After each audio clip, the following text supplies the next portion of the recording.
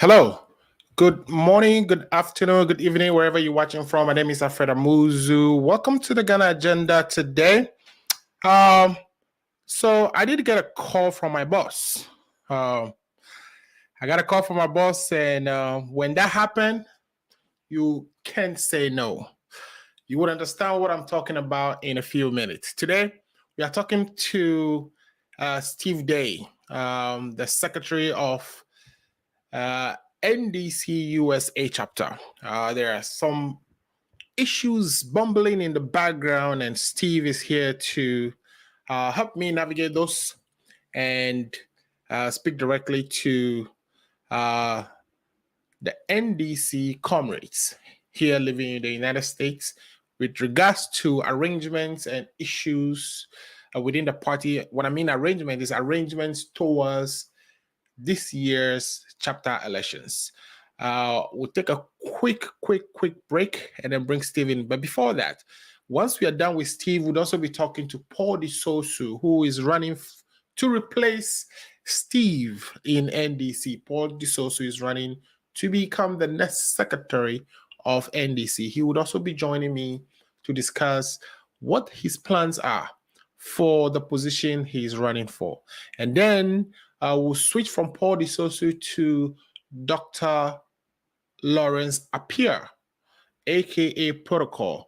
He's also running for the chairmanship position of NDC in Washington, D.C. area. We're talking to all these three gentlemen today, and that would be our show. If you haven't already done so, please share the link so that others who may be interested in this program will join and participate in our conversation. In the meantime, we'll take a quick break. And when I get back, I will introduce my boss, who gave me a call that I could not turn down. And that is the reason we are here today. We'll be talking to him, Steve Day, Secretary of NDC-USA chapter. I'll be right back. Just one more pic, JJ, please. Oh, Mama. Really? Smile. It's not every day my eldest son graduates. I couldn't have done it without you. All without Auntie Jane's generous support. Here is to Auntie Jane's well-appreciated World Remit money transfers. World Remit Corporation is licensed as a money transmitter by the New York State Department of Financial Services, as a foreign transmittal agency by the Massachusetts Division of Banks, number FT 1179663, and licensed by the Georgia Department of Banking and Finance, NMLS 1179663, Massachusetts Foreign Transmittal License, FT 1179663. World Remit, a better way to send money. Download the app or visit worldremit.com. Are you 65 years or older? Good news. Illinois has expanded its Medicaid health insurance program to everyone 65 and older, regardless of your immigration status. Need help to apply? Contact United African Organization, UAO, WhatsApp, SMS, IL65 to 773-420-8976. It's true. For most people, your health insurance program increases as you grow older. That's why the state of Illinois has expanded its Medicaid health insurance program to everyone 65 and older, regardless of your immigration status. Need help to apply? Contact United African Organization, UAO, WhatsApp, SMS, IL65 to 773-420-8976. If you are 65 years and older, there's one thing we can all agree on. Your health and well-being is important. Whether you are a recent green card holder or retiree, asylee or without paper, you're now eligible for the Illinois Medicaid Health Insurance Program. Need help to apply? Contact United African Organization, WhatsApp, SMS, IL65 to 773-420-8976. Documents needed to apply: your proof of ID, your proof of address, and your proof of income.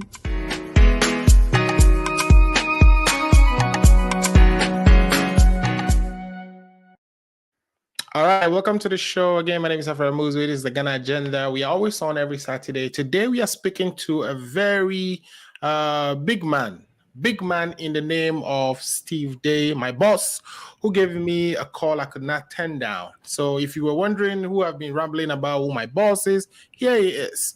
Steve, welcome to the show. Welcome, sir. Alfred, how are you doing, sir? Pretty good, pretty good, pretty good. I was just rambling about how I got a call from my boss, which I could never turn down. And the genesis of which is that you have been serving in the previous, I believe, 4 years as the secretary of NDC-USA, and you are here to kind of help make some announcements and clarify some things. But in the meantime, I haven't seen you for a minute, and I know there have been so many good things going on. I can see from the Fugu there that either your pay has increased or your investments are panning out well. So since I haven't seen you, and I'm sure the audience haven't heard from you in a very long time, please take the time and reintroduce us to your work. What has been happening to you, Mr. My boss? Let me put it that way. Sir Alfred, it is such a pleasure to reunite with you. You know how we used to do it in the days, and come out here, share information that is to the in-yours benefits to all our audience. So it's been a pleasure to rejoin you. Yes, I took some time off air for a little while and just getting, I was just so busy with so many other things, much of which you pretty much aware. You almost equally as busy as I do. I can't say which of us is much busier, but I see you still doing your thing. But life has been good. Life has been good with me. I'm doing well, increasing the size of my family and others. So life has been good. I think I'm doing well, but I've been saddled with a lot of NDC issues of late, coupled with all of other things going on. But we'll soon get to that, and we'll continue life as usual. So it is a very distinguished pleasure and honor to be here, to be on with you this afternoon. A little hazy here in the Chicago area, but glad to be here with you to share some few views and commentary on things that we like to do best. Awesome. Right? Yes. Awesome. I have our brother Hans Beck, saying his regards to all of us, and that we should keep doing the good work. So thank you, Hans Beck. You're listening to all the new music you're putting out there, and if you get the chance to ever visit the United States, we have a home for you. My wife make the best banku in the United States, so I'm sure you would enjoy that. Okay, thanks for that quick introduction, Steve, and all the wonderful things happening in your household, and congratulations on increasing the size of family as well. Mr. Rasta Kolache is also listening to us. He says, happy to be on. All right. So people missed you, Steve. I think, is there any secret in the pipeline that you want to disclose? Do you think you're coming back to air anytime soon? Yeah, but probably soon after the US conference in December. I think we'll be back on air. Well, I'll be back on air, and I'm hoping that you can join me every now and then if you're able to find some time between all that you do, my man. Absolutely. When I get the call from you, sometimes it's it's like you have to, not like so. Come on, I've read you, the boss man. All right. You are the one that call, I come running. All right. So yeah, I think it's the trust level that we both actually enjoy working with each other, and I look forward to seeing you on air one more time. All right. So, Steve, you serve as the Secretary of USA. That has been in the last 4 years. Is that correct? That is absolutely correct. Yes. Okay. Yes, I was elected into the office of the Secretary of the NDC in 2018 in Atlanta. Okay. Yeah. All right. So, how are things going on in the chapter so far? The chapter has been great. We couldn't have asked for a better leadership than we have provided under the very able leadership of Madam Mami Abba Darcy, and I have been her able assistant. Some may want to say I am the CEO of the party, but I could not have done anything without her help. And I hope she will say the same. The two of us have been a great team, and we've led this chapter to what it is today. And it's such an envy of the diaspora today that we can see. And so I would say things has been great. We've done the best that we could, and we continue to do the best that we can every single day to bring the party from where it was 4 years ago to where it is today. yeah, it's a remarkable achievement, I would say. Right. Well, congratulations on all that you've been doing for the party, and as evidence, I think you've received multiple dignitaries from the from Ghana visiting you that I've witnessed on myself directly. So, Steve, are there any? My understanding is there are going to be elections. Can you walk us through the plans? What are the arrangements so far with regards to the pending election at the chapter level? Thank you so much for the opportunity to address what's going on in the US, what we have done. We've talked about some, and what we are engaging in at this moment. You're absolutely correct.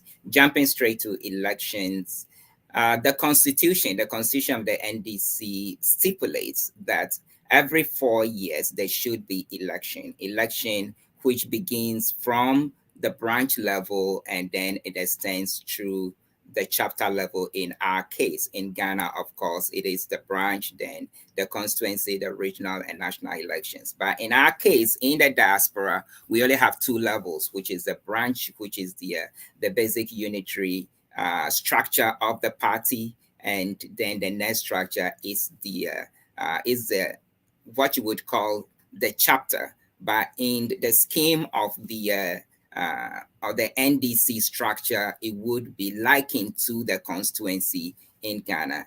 So we are going through the election process. And as I indicated, it begins from the branch. So we have begun the branch elections, which began in Chicago on the 23rd of October. And then on the 30th, we had two branches, notably Massachusetts and Rhode Island.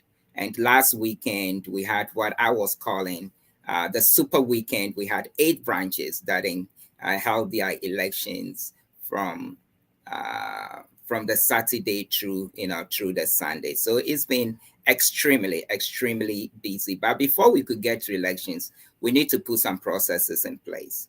So when we got word, and I don't know, yeah, so when we got word that we've gotten the go ahead to hold our branch elections, we quickly put in place the electoral committee, the chapter electoral committee, because that is the supervising authority of the branch elections. And we did that in conjunction with the branch electoral committee as well. And then we have the chapter vetting committee, of which I am the chairman of the chapter head vetting committee, and to get ourselves ready to vet all the candidates that were intending to offer themselves for services as the branch leadership in the various branches.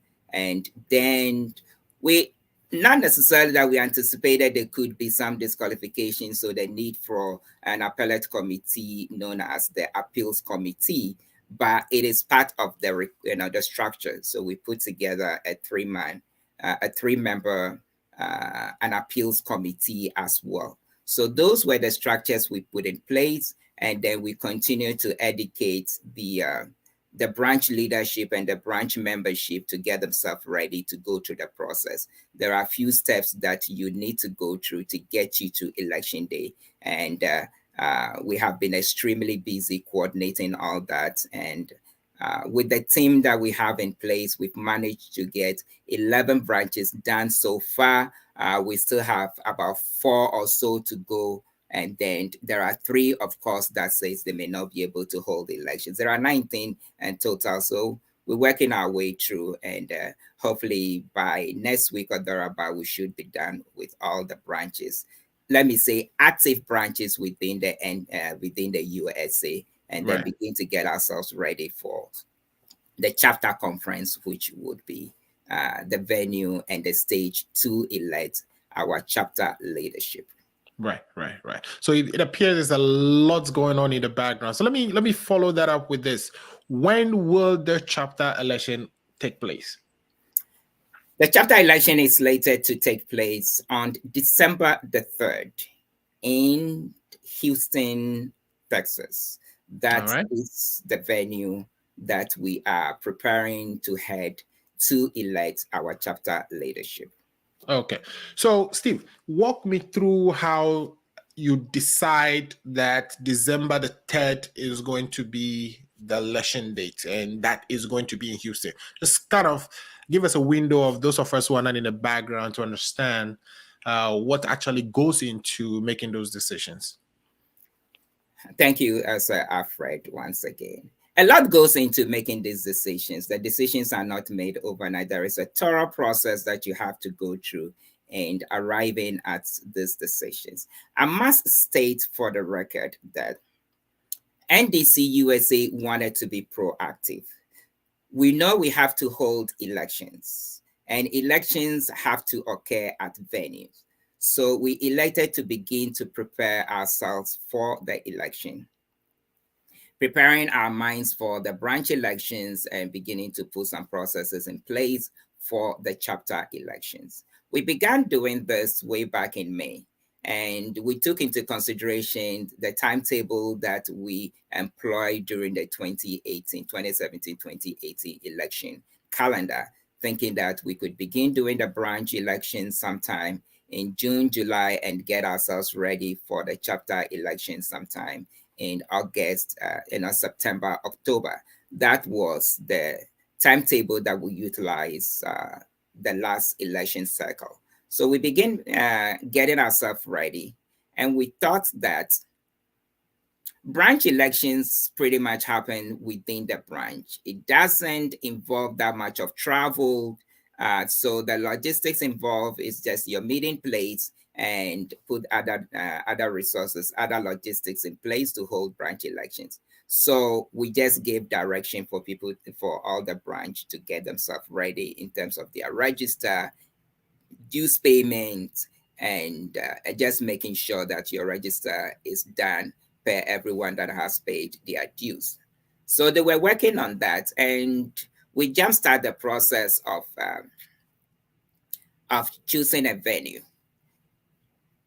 Choosing a venue comes with some financial responsibilities. And so in our deliberations in May, which is the chapter executive, and let me give you a background. The Constitution, the Constitution states that the convenience of chapter or constituency elections shall be done by the chapter chairman in consultation with the chapter executives. Okay. That is what the Constitution states.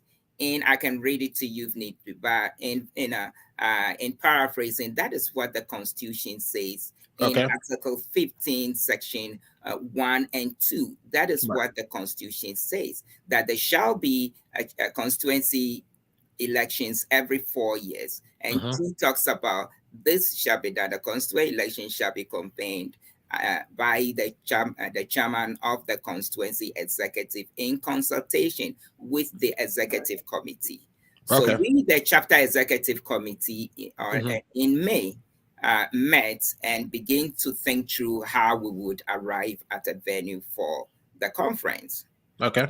And in our wisdom, we felt since it does have a financial component, and we think that we did have time, why don't we see, let's throw it back to the branches. Since it has to happen at a branch. Right. Let's throw it back to the branch and let them vie for it by way of bidding for it. Because when they bid, then they would have a take in the financial responsibility in hosting it. So we can have some sort of a co-share. The chapter, although this has to be conveyed at the essence of the chapter, we were thinking that if we throw it back to the branches by way of having them bid, they would have a skin in the game, more or less to say. They would have a buy-in in terms of what their willingness and ability to host. And then we can see where to go. That was the same exercise that we employed in 2018, and that is how we end up going to Atlanta. We had Atlanta and New Jersey that were in contention, and we chose to go to Atlanta based on the fact that they gave us more, that we thought the chapter was more favorable to the chapter. So we did that. We opened a bid. So it was agreed that let's open the bid. and anyone that is willing should send in a bid, and they would consider. So we opened a bid on June 1st and ended it on June 30th. Okay. So at the end of June 30th, 2 branches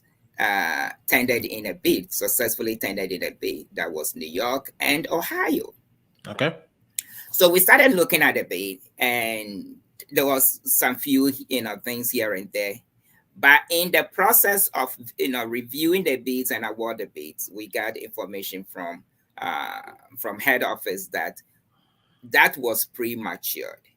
Okay, you mean, so when you say head office, you're talking about Accra? Accra, yes. Okay. So we got information from head office that was premature.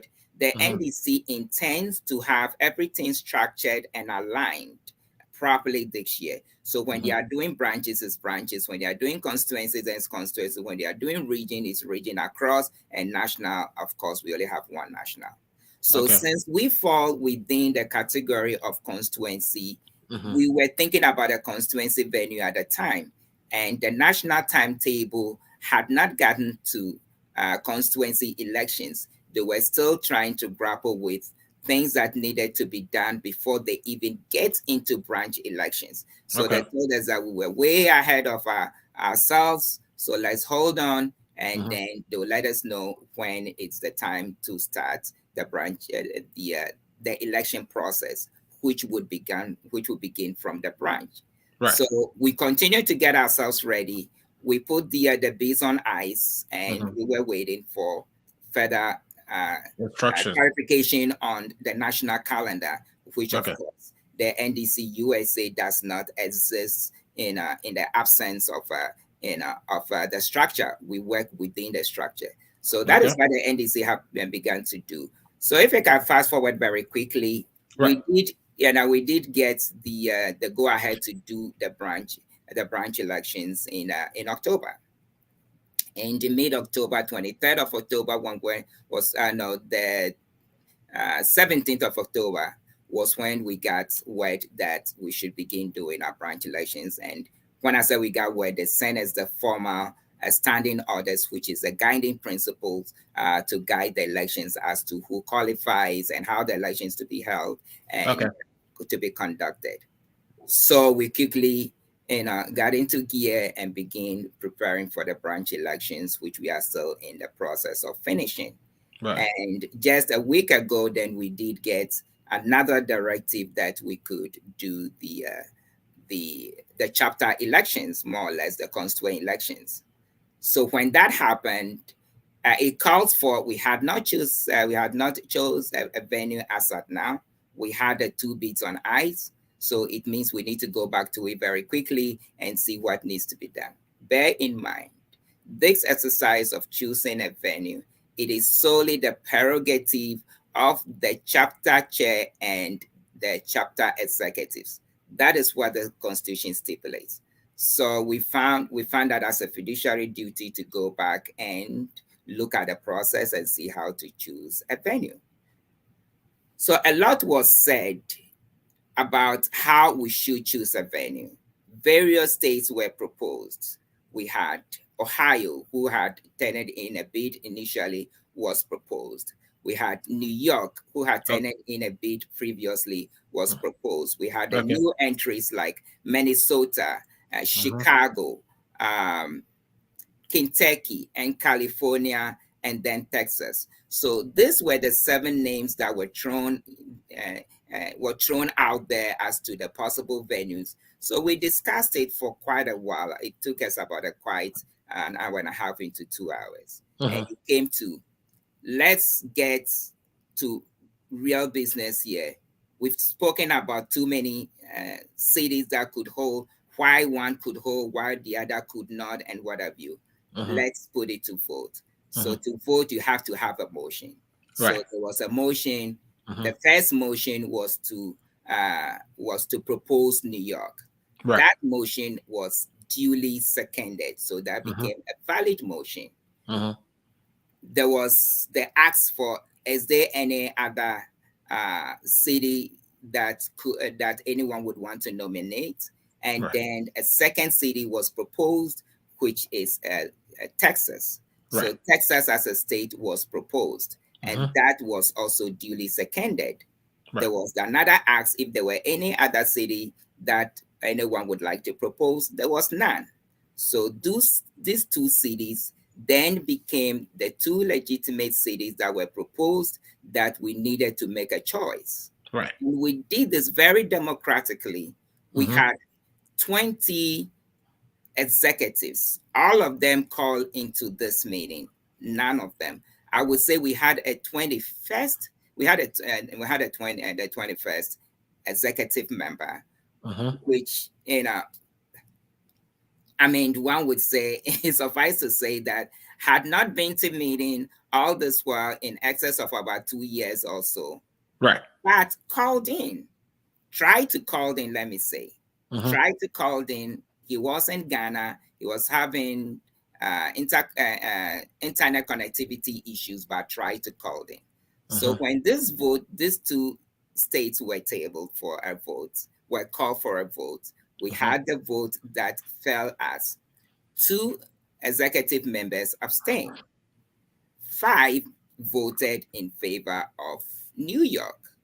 12 voted in favor of Texas. 1 person was en route, was traveling at the time, so could not exercise a vote at the time because was in the air and could not. The other honorable member was having internet connectivity, so could not register a vote. So that is to say, on the record, there were 19 executives at the time that were able to exercise their vote, and the numbers fell 12, 5, and 2. That was how the vote turned out. So when you say 12, if I could just finish. So let's even assume, for the purpose of discussion, that the 2 executive members that could not have exercised their vote for whatever circumstance, they did exercise their vote and they voted in favor of New York. Then the ultimate results would have been 12-7. So Texas still would have won. So it was on the basis of that I'm the secretary and I was one that was recording the votes. It was on the basis of that I declared the votes as valid and legitimate, as it were, and Texas then became chosen as the venue for the conference. And with regards to the date, we had discussed the date, and nobody had any question about the date because of how things were. And we needed to have a date to hold our elections before the national Congress is held in Ghana, which is in December 17th. So we're trying to give ourselves some time. So that is the basis for what December 3rd was chosen as the date of the election, the chapter conference. Okay, so the rumor going around is as though the chairwoman or the chairman unilaterally selected Texas. Are you disputing that? Absolutely. That is ridiculous. She doesn't have the authority to do so. So she could not have exercised that authority. She has the authority to convene, and she has to do so in consultation. That is what the Constitution says. It does not say that she can just choose where to go. She can suggest where to go, but she has to do so in consultation with the chapter executives. So even at this meeting, she did not choose any of the 2 that were ultimately proposed. The gentleman that proposed New York is not Madam Chair, and the other gentleman that proposed Texas was not Madam Chair. Madam Chair may have said some things to set the stage for the discussion, and what she said has no bearings on what actually happened. Whatever she said had absolutely no bearings. Let us not forget, Madam Chair is from Ohio. And if you recall, when I began, 2 cities put in a bid, New York and Ohio. When it came to the final selection, Ohio was not considered. Why wasn't Ohio? The question would be, why wasn't Ohio considered? New York was considered. So whatever she said to begin the conversation, to set the stage for this selection process to proceed, or to occur had nothing, absolutely no bearings on the decision. At the end of the day, she had one vote and she exercised one vote. Although she has a second vote as to if they were a tie, she has a tiebreaker vote. She did not exercise a tiebreaker. If she were to exercise a tiebreaker, then one could have argued. I mean, you are a law student. One could have argued that, yes, she tilted in the scale of justice to her favor. But that would have been legally so anyway. But she didn't even have to utilize that that authority invested in her. She had one vote like any one of the 20 of us that were present, and all of us exercised that one vote. And the result was 12-9, overwhelming. What would you say? What, about 67% that voted in favor? I don't know. I'm not a mathematician. Let the mathematician figure their percentage out. You know? Right. Well, so people are also saying Texas is a little further away from where majority of the members of the party actually reside. The claim is that most people, comrades, live within the East Coast area. Was that taken into consideration so that even though Texas may look appealing and may have received the most votes, that it makes sense to not overly burden the people who would be making the trip to go and partake in these elections? I think that is a question that the chapter executives would have to answer, because we had the opportunity to choose New York. It's not that New York was neglected and was not even considered. Right. So if one were to say that, why didn't we choose New York? The question is, why didn't the majority of the chapter executives vote to go to New York? Right. You want to say they don't live here in the US, they do not know all the distance issues that we have. They, in their own infinite justice or fairness of mind, felt that we should go to Houston. So the question as to why the predominant East Coast was not considered, it was considered. Right. New York is in the East Coast, the last time I checked, right? New York is the center of the universe, as we claim, right? So New York was the first state that was even proposed, the very first state that was proposed.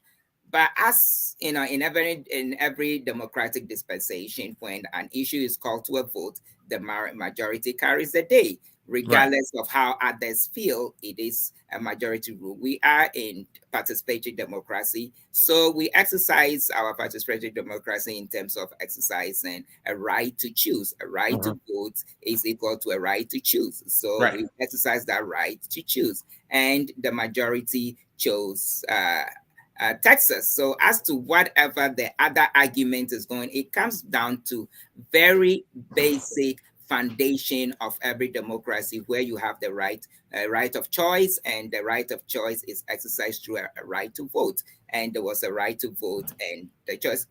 Some may not like the results, but haven't we gone through that in years past, that we go to the polls and we make a choice and we are not happy with it, but we had to deal with it. As long as it was done democratically and it was done judiciously, one can say all that they want. But what I have come to believe is that we are following the rules and the procedures as it is stipulated in our constitution, as long as we have a foundation and we're not doing this just to favor one or the other, but we are doing it with a clear conscience, with the tenets, following the tenets of the constitution. Then the right thing is being done in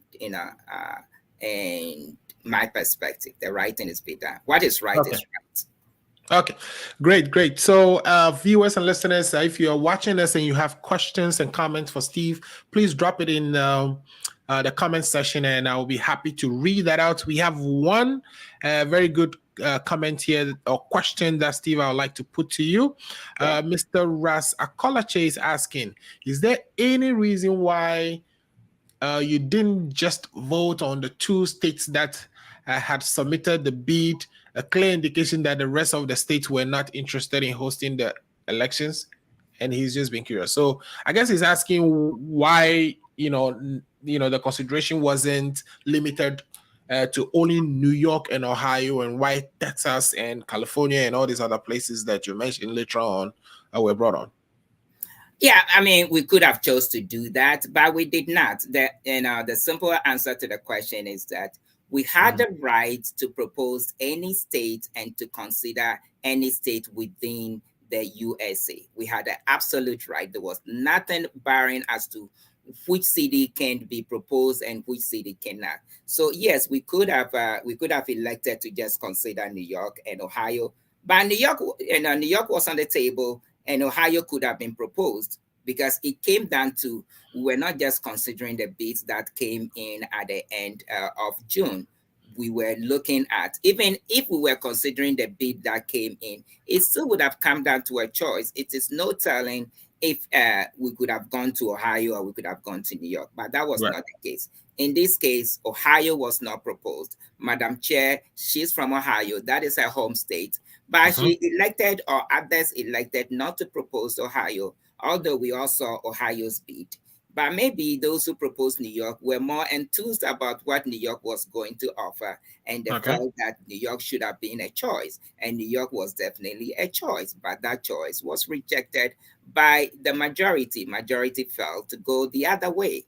No one had seen the bid from Houston. Houston did not turn in a bid. They stand in what we call some information sheets, because before we came into, you need to have an idea who can. And, although we had closed the bid, we wanted to find out who is able to. So we began making some talks with various branches and see their willingness to do so. And every executive member had the opportunity to do so. It was not limited to the chair, Madam Chair, and myself. Every executive member, all 20 of us, had the ability to talk to any branch. Of course, California was mentioned. So that means somebody spoke to California. Kentucky was being mentioned. Somebody spoke to Kentucky. I talked to Chicago. So that's why Chicago was in the mix. And somebody talked to Minnesota, and Minnesota was in the mix. So all the states, somebody had spoken to them and gotten some information. That is why they came up for discussion. But the short answer to the question is that we could have done anything, but we chose to just consider New York and Texas. And when you say we could have done anything, you're deriving that power from the Constitution, and I think you quoted Article 15. That is absolutely correct, yes. Okay.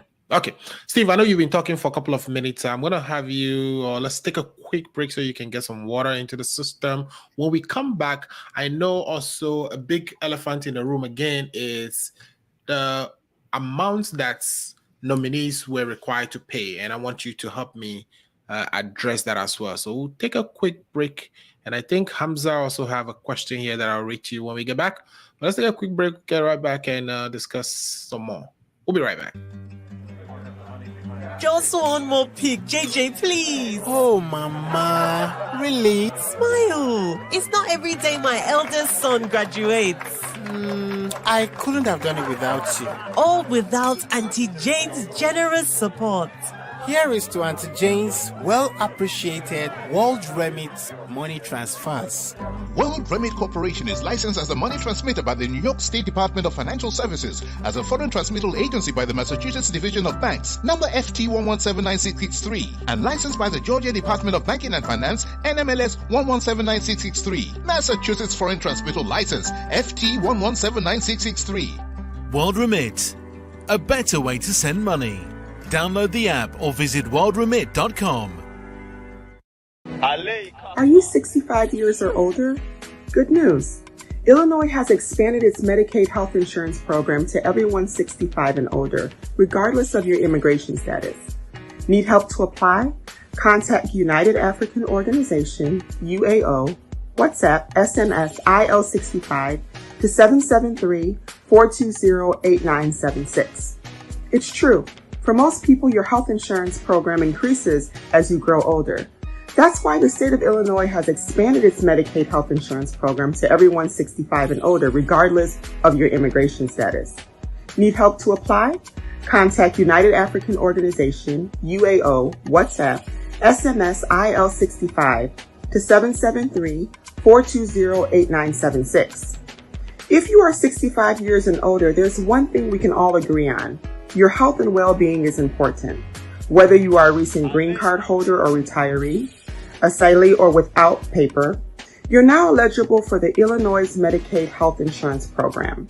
Need help to apply? Contact United African Organization, WhatsApp, SMS IL65 to 773-420-8976. Documents needed to apply: your proof of ID, your proof of address, and your proof of income.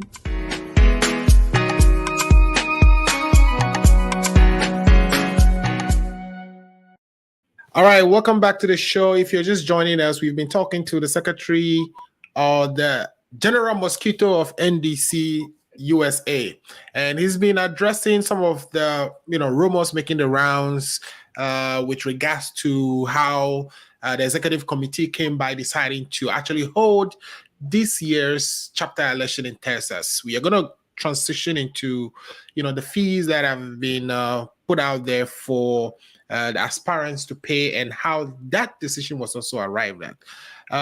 So let me bring back Steve. Steve, while we were gone, I think Hamza came out with some comment here. I think it's just comment. I think his point was that New York has the most population in Europa. Or most of the people in Europa. He's asking how many people do we have in Texas and whether that went into decision making or not. But I mean, if you like, you can comment on that. I just wouldn't necessarily bother about that. And then he said again that did the executive consider Europa? If yes, who is going to Texas? Well, Europa is not a law yet, right? So, okay, great. So, Steve, I don't know if you'd like to comment any briefly about that, or we'll just move on. Yeah, I mean, I can in terms of why, because we keep getting this question, why not New York? Why not New York? Why not New York? Mm-hmm. My question would be, why not Chicago? Why not Ohio? Why not Kentucky? Why not? Because we can ask the why all day long, but it comes to basic decision making. We had a choice. New York was rightly considered. It is not that New York was not considered. New York was considered. There were 19 of us. And from 19 of us, 12 chose Texas. So that is why we're going to Texas. It's so as simple and rudimentary as it comes. In every political dispensation, and especially in the democratic dispensation, you should have a right of choice, and the right of choice is exercised through the right to vote. So we had the right to choose. Everybody knows about New York. Everybody knows about where New York is. It is centered. Right. It's not that nobody in that room or at that meeting did not know of New York, did not know the population of New York, that it is the most populous state. We need to go out and ask the 12. Each of the 12 executives that voted to go to Houston as to why they chose Houston over New York. So the question is not why New York was not chosen. The answer, I would say, the question could be why New York was not chosen. New York was not chosen in a vote. And you couldn't have asked for anything better than democratically exercising a right, making a decision. So if you want to falter the executives that made the decision that they were not, I don't know, I don't want to say they were not thinking right when they chose Texas, but they were absolutely convinced that we need to go to. But we cannot live with this notion that we always would have to go to where it is most populous, where it is most convenient. There is nothing in the Constitution that states so. If that is what we want it to be, then we should convince the writers of the Constitution that they should mandate that chapter elections or constituency elections should always have to be held at a location that is centrally located and it is most populous. It is not in the Constitution. So the Constitution was our guiding principle and was the foundation upon which we chose to exercise the right. It gives us the right to choose, and we made that choice. So as to why New York, I don't get it. So Steve, let me follow up with that and say, what has been your assessment of the reaction you received so far? It is mixed. The New Yorkers are those who were favoring New York are extremely disappointed and angry. And they have called us all the names that you can find in the book. And rightly so. They felt that they should have been chosen. I felt the same way, that Chicago wasn't even considered. I'm sure my Chicagoans were very disappointed in me that I did not, fight You did hard. not deliver. You did not Yeah. deliver. yeah. They said I was a disappointment. I did not deliver on Chicago. I didn't bring the conference here to Chicago because Chicago was really preparing to host it. And Chicago is a beautiful city that everybody that were to come to Chicago would have had a good time. And Chicago is more Midwest, and it is more centrally located than anywhere else because we are in the Midwest, and it is a good location to come. Everybody can get here very freely. But Chicago was not proposed. I did not propose Chicago. Right. So anybody could have said something about his or her choice of city, but it came down to two cities, and we chose. We cannot go with the notion that we always would have to go to somewhere that is most populous. Then it does mean that then the party should just exist in a popular state, but it is not. This is a National Democratic Congress, so it is a national party that that encourages participation of everyone from everywhere. It is not a selective party. I did not ascribe to a party principles and guidelines that only a membership to selected few. It is a broad-based party, and that means would have membership all over the globe, and in this case, all over the nation. And we should encourage going everywhere. We can't be going to the same place every day. We've been to the East Coast too many times. 2018, we were in Atlanta. It was part of the East Coast. Before then, 2013, we were in Worcester, Massachusetts. It's part of the East Coast. So should we, before then, we've been to Washington, D.C. So we've been to the East Coast too many times. Is the rest of the country non-existent, or they just don't matter?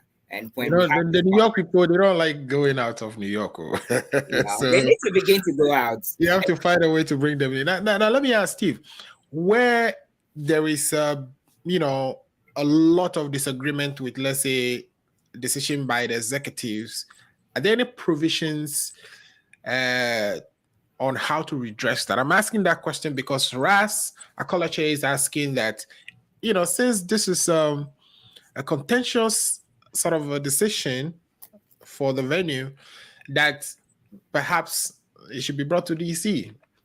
Is there a way to is there a way to resolve this type of issues where majority of the party people are showing displeasure with your decision? Well, I don't know what statistics you have to state majority categorically and practically that majority disapprove of the results, unless you show me some statistics. I beg to disagree. Well, I'm just taking it from you that there's a mixed reaction out there. So hopefully it's not majority of the people. But if you have such mixed reactions, some people with very strong opinions about whether it should be somewhere else rather than Texas, is there any mechanism in place to resolve such issues? Yeah, there is. The Constitution provides for a redress of if that situation were to occur. And I read to you, and it's still enshrined in Article 15 as well. And I did talk about, sections 1 and 2, which talks about the authority of the chapter executives, the chapter chairman in consultation with the chapter executives to make that decision. But 3 talks about where the chairman fails to convene a constituency conference, the general secretary shall direct as to the convening of such conference, given the venue, time, and agenda.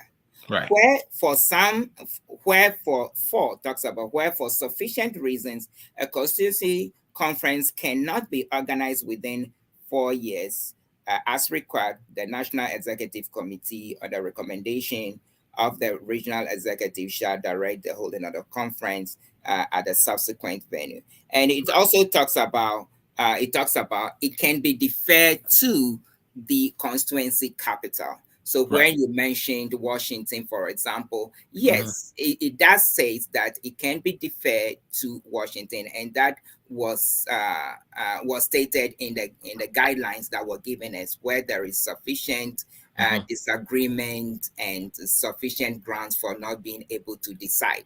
And Right. the operative word here is to decide.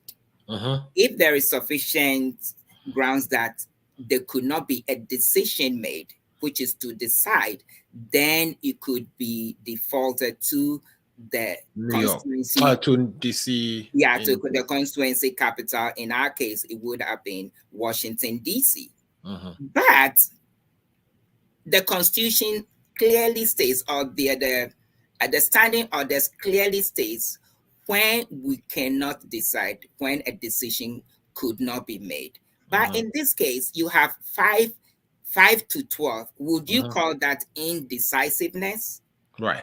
It is clear decided. So we could not initiate that third process of resolving and agreeing where to go. If, for example, they were the vote had broke out, it was maybe 10-10 with a few people had abstained. Let's say it was 9 each. 9 voted in favor of New York. 9 voted in favor of Texas, and then what? 2 others, 3 others abstain. Then, of course, then we would have a decision to make, and here it's when you would have called for a tiebreaker, and one would have argued, does the chair have the absolute constitutional right to break the tie, or could you then interpret that as indecisiveness of the executives? And one could have then initiated, look, when the vote were cast, it was tied. So obviously we could not decide. So then let's look at the next option, which is constitutionally provided and is granted in the standing orders that was sent, that then we can defer to the constituency capital. In this case would have been Washington. But that was not the case. 12-5 is as decisive as you can call it. So Washington did not come into play because the grounds for going to Washington was non-existent. So, all right. Yeah. All right. Thank you so much. I have a friend, very good one of mine, Nana Joseph Atepo, following straight from Accra, Ghana. Thanks for watching us, Jos. And then, so Steve, I guess I think we've had a lot to discuss on this issue, and I'm waiting for comments. If there's any, I'll read them to you. But the other issue really, which also came up, was the amounts that people were asked to pay. Please walk us through how that decision was made, because I know there was some amount and then that was changed. How did you come by making such a decision? Okay, so at the same meeting, when the venue was when we chose the venue, we had 3 decisions that night. This was Monday, November 7th. We had 3 decisions to make. 1, the timetable. 2, filing fees, and 3, the venue. So the timetable, no one had any issues. It was generally agreed. Then when it came to the fees, there were some issues as to how much should be paid. So there were 3 proposals on the table that were considered. We had the first proposal by the finance team proposed $2,000 for the chairman, $800 for the secretary and the vice chair, $600 for the organizer and the women organizer, then $500 for the rest of the positions, including the deputies. So this was one proposal. Then there was another proposal that the branches paid $250 for the chairman, and then $200, $150, and $100 in that order. So since the positions were almost a replica or duplication into some extent, so why don't we just go to doubling what was paid by the branch? So that was another proposal. Then the third proposal broke it down to it should be $1,000 for the chair, $750 for the secretary and the vice, $650 for all the substantive officers, and then $500 for the deputies. So that was a third proposal. And this is how, and once again, we exercise our right to decide. 9 people voted for the 2,000 plus rate. 8 people voted for the doubling of the fees of the branch, and 3 people voted for the 1,000 plus. So again, the 9 people decided, were in the majority, and that voted for this rate.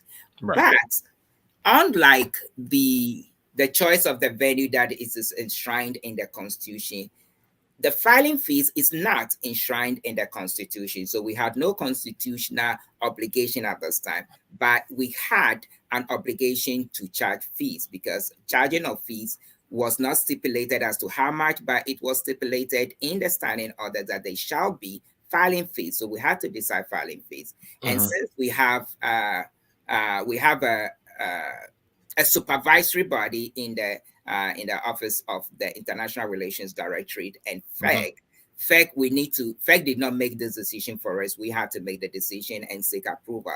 In terms of the venue, it is a constitutional obligation, so we exercise our constitutional right. So this fee schedule was subject to approval by International Relations Directorate that had direct overseeing authority over all the diaspora chapters and branches. So when it first went, the view was that it was a little excessive, because they're looking at fees across the whole of the diaspora, and they find our rates, our fee schedule a little excessive. The consideration then was that it was too excessive, and why didn't we reconsider? And first there was an attempt to reduce it to just the doubling of the branch. So I was given a go-ahead to announce that, and I announced that. But upon further consultation, just yesterday, I got word from our deputy director in charge of the U.S., Comrade Fred Agbenyo. Fred Agbenyo, that said after all 3 of them, they met, and I'm sure they had met with other party officials. They decided that this was a decision for the U.S. to make, and so let the U.S. make this decision, and also the burden of making the decision was returned to the chapter executives. And since the chapter executive had already decided, there was no need to call another meeting to reconsider, because if we had to consider one decision from that night, then I would agree that every other decision we made that night should be recalled. So that is how there were fees that were published in not inconsistent with each other, and that is the background to why. So what is the fee now? Is it what was revised, or is it the old one? What exactly should people expect to pay? The chairman are expected to pay $2,000 for their filing fees. The secretary, the secretary, I think is your next guest. One of the folks that he's actually in the studio waiting. So we'll bring him in shortly. I think it's one of the candidates. I think there are 1 or 2 other candidates. So the secretaries would have to pay $800, and the vice chair, I think we have 4 vice chairs or 3 vice chairs that are vying right now. They will have to pay. 2 have already picked up their forms and paid. They would have to pay $800. The organizer and the women organizer would have to pay $600, and everybody else, including one new position that was approved after we held our meetings, which is the Zongo caucus coordinator, is been added to the list of executives, and they would have to pay the $500. So this fee schedule is what it is. The original fee schedule that was decided by the chapter executives on November the 7th. Thank you so much. Steve, I know we've agreed to 1 hour, and we are fast close in on the hour. But if you can give me like 1 or 2 more minutes, I'll be very excited about that.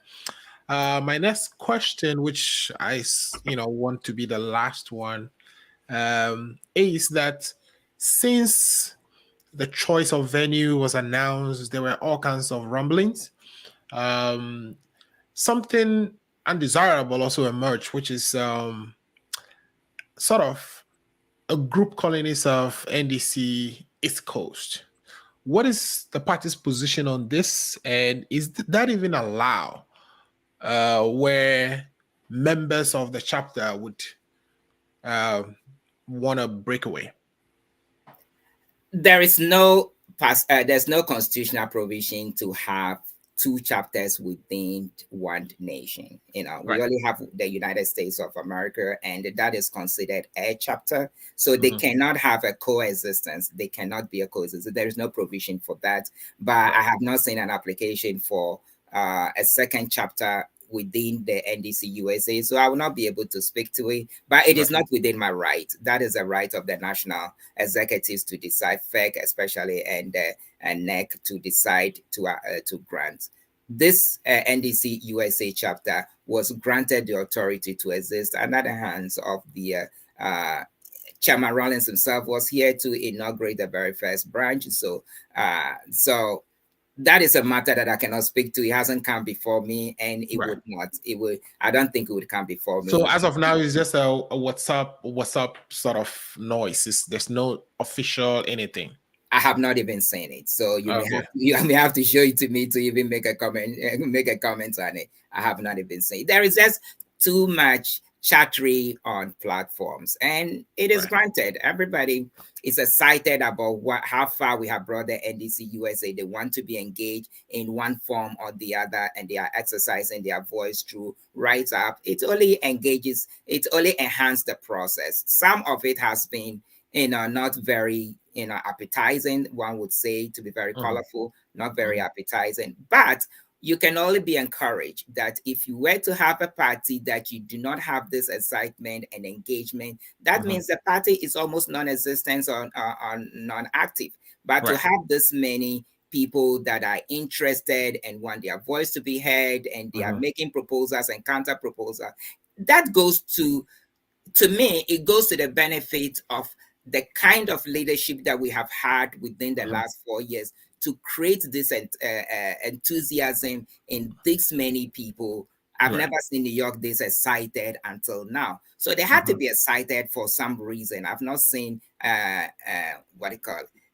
Texans being this excited. I've not seen these Chicagoans being this excited. We are having an election in Washington, D.C. tomorrow. I cannot tell you how excited they are because there is so much going on. And Lawrence Appiah is going to come on. He's vying to be a chairman there. There is an excitement. Why? Because of how attractive Madam Mami Abadazi have made through the help of the chapter executives and every other person out there. The chairman of all these various branches and the members of all these branches have engaged. And it all comes from leadership. We have provided leadership to create the grounds for this many people to be excited and want to be part of it. They may want to be part of it for one reason or the other, but at the end of the day, they want to be part of the NDC here in the United States of America. And that today, the leadership, the able leadership of Madam Mami Abadazi, of whom I've had a pleasure and honor to serve with for the last maybe 6 years. We began this, this journey in 2016, then went through 2017 through the unification process, and we got us here. So to me, it is the enthusiasm she has brought, and it is how attractive she's, under her leadership, the party has become. Awesome. Before you leave and before you give us your last word, why is Steve Day now running for the secretaryship again? That is a good question. It comes a time that one needs to look at himself and said, what is it that I have to offer? I think that I was given the opportunity to offer myself as the secretary of this great party here in the US. And I have done so with all my will and my might and my ability, founded on the oath of office that I took on that fateful Saturday to adhere to the principles and the constitution of the NDC. And I have done so without a doubt to the best of my knowledge. But it comes a time that you cannot say you are the only one who can do it. I was given an opportunity. There were people before me, the likes of what is his name? Osborne Sam. Then we had Charles Pozo, who was my predecessor before I came. So they've all come and done their part. I have come and I've done my part and continue to do so until December 3rd, so that there can be, everything has to be progressive and dynamic. It cannot be static. We've always advocated for things needs to be dynamic and it has to be progressive. So that is the only reason why I'm choosing not to, so that I can continue to aid the process of the dynamism of a process and not the staticness of a process, to think that without me it cannot be done.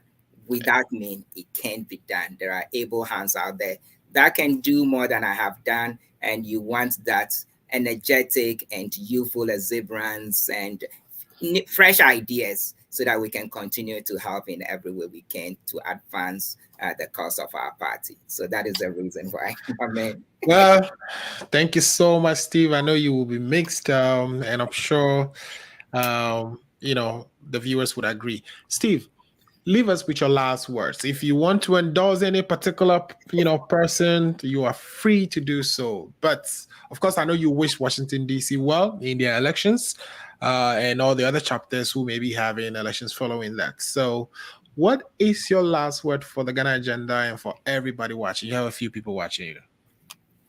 Thank you so much, Alfred. It's such an honor and a pleasure to be on with you, my friend. I can call you my friend because we go way back and we've done so many things together in the past, and we continue to work together collaboratively on so many other spheres. You and I are not only engaged here in terms of radio and television, but we do a lot in common. So we are friends to begin with. So it's such a pleasure to be here.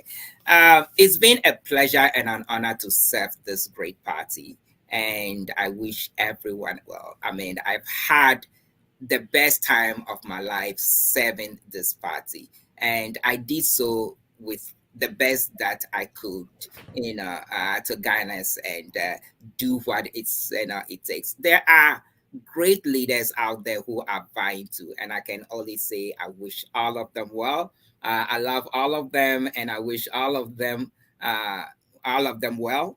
Today we have in Washington that is having a very fierce chairmanship contention. And I have participated in vetting of every branch, and I cannot tell you how enthused I am with the caliber of leadership that have offered themselves to serve this party. And I think that attests to the kind of leadership that we have provided under the able leadership of Madam Mami Abadasi. So I am so enthused that we are leaving, at least I am leaving the party much better than we found it. And to me, I think it is a huge accomplishment to have left it so. Is there a reason for others that are in office today to continue? Absolutely. They have done the best that they could, and maybe they still have more to offer. But is there a reason to choose others? Of course, there is. That is the beauty of democracy, where we have the choice. We have the opportunity to choose, the right to choose, and the right to choose is exercised through the right to vote. So I urge everyone to pack your bags, come to Houston, Texas, and we are going to have the best time of our life there in terms of party engaging in party democracy, where we would have the right to choose. So I'd like to wish everyone well. We still have Colorado, California, Connecticut, North Carolina, who are on standby to hold their elections. Tennessee, Minnesota, and Maryland, for whatever reasons, they were not able to hold their elections this year. That would mean that they would continue to remain an inactive branch, so they would not be able to participate in this year's chapter elections. But we wish that this other four will join the 11 who have already done so, and the 12th one having its election today, which is Washington, D.C. But congratulations to everyone who is preparing themselves to offer themselves. The forms have already gone out, and there is tremendous enthusiasm in picking up forms and paying their dues. So once again, I say thank you for everyone had given me the opportunity to serve, and most especially Madam Mami Abadasi, of whom she gave me a call one very fine evening, and one will say the rest is history. So I wish her and everybody else well, but I would not have an open endorsement. Sorry. All right. Thank you so much, Steve. I also heard that Dr. Peter Bochi, would be is the newly elected president in Texas, and so he would be hosting when we get to Texas, which is something everyone should look up to. Dr. Bochi is a really wonderful host.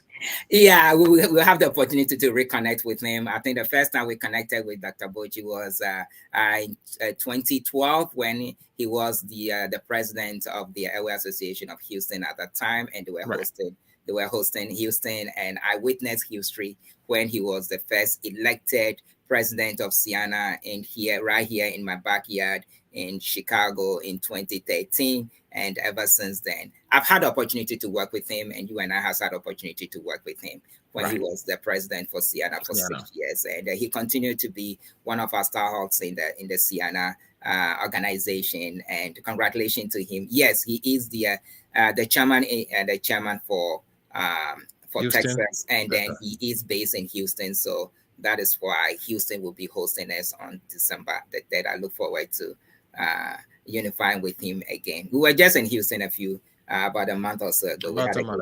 Yeah, we had a good time. So we're looking forward to having a good time there again. Yep. All right. Thank you, Steve. And there you have it. You just finished talking to Comrade Steve Day, the current secretary of NDC-USA, the General Mosquito, our own General Mosquito. Thank you, Steve. We would take a quick break, and when we return, I would be having Paul DeSoso join me to discuss what his vision is for the party as he vies for the position of secretary. We'll be right back. Are you 65 years or older? Good news. Illinois has expanded its Medicaid health insurance program to everyone 65 and older, regardless of your immigration status. Need help to apply? Contact United African Organization, UAO, WhatsApp, SMS, IL65 to 773-420-8976. It's true. For most people, your health insurance program increases as you grow older. That's why the state of Illinois has expanded its Medicaid health insurance program to everyone 65 and older, regardless of your immigration status. Need help to apply? Contact United African Organization, UAO, WhatsApp, SMS, IL65 to 773-420-8976. If you are 65 years and older, there's one thing we can all agree on. Your health and well-being is important. Whether you are a recent green card holder or retiree, asylee or without paper, you're now eligible for the Illinois Medicaid Health Insurance Program. Need help to apply? Contact United African Organization, WhatsApp, SMS, IL65 to 773-420-8976. Documents needed to apply: your proof of ID, your proof of address, and your proof of income.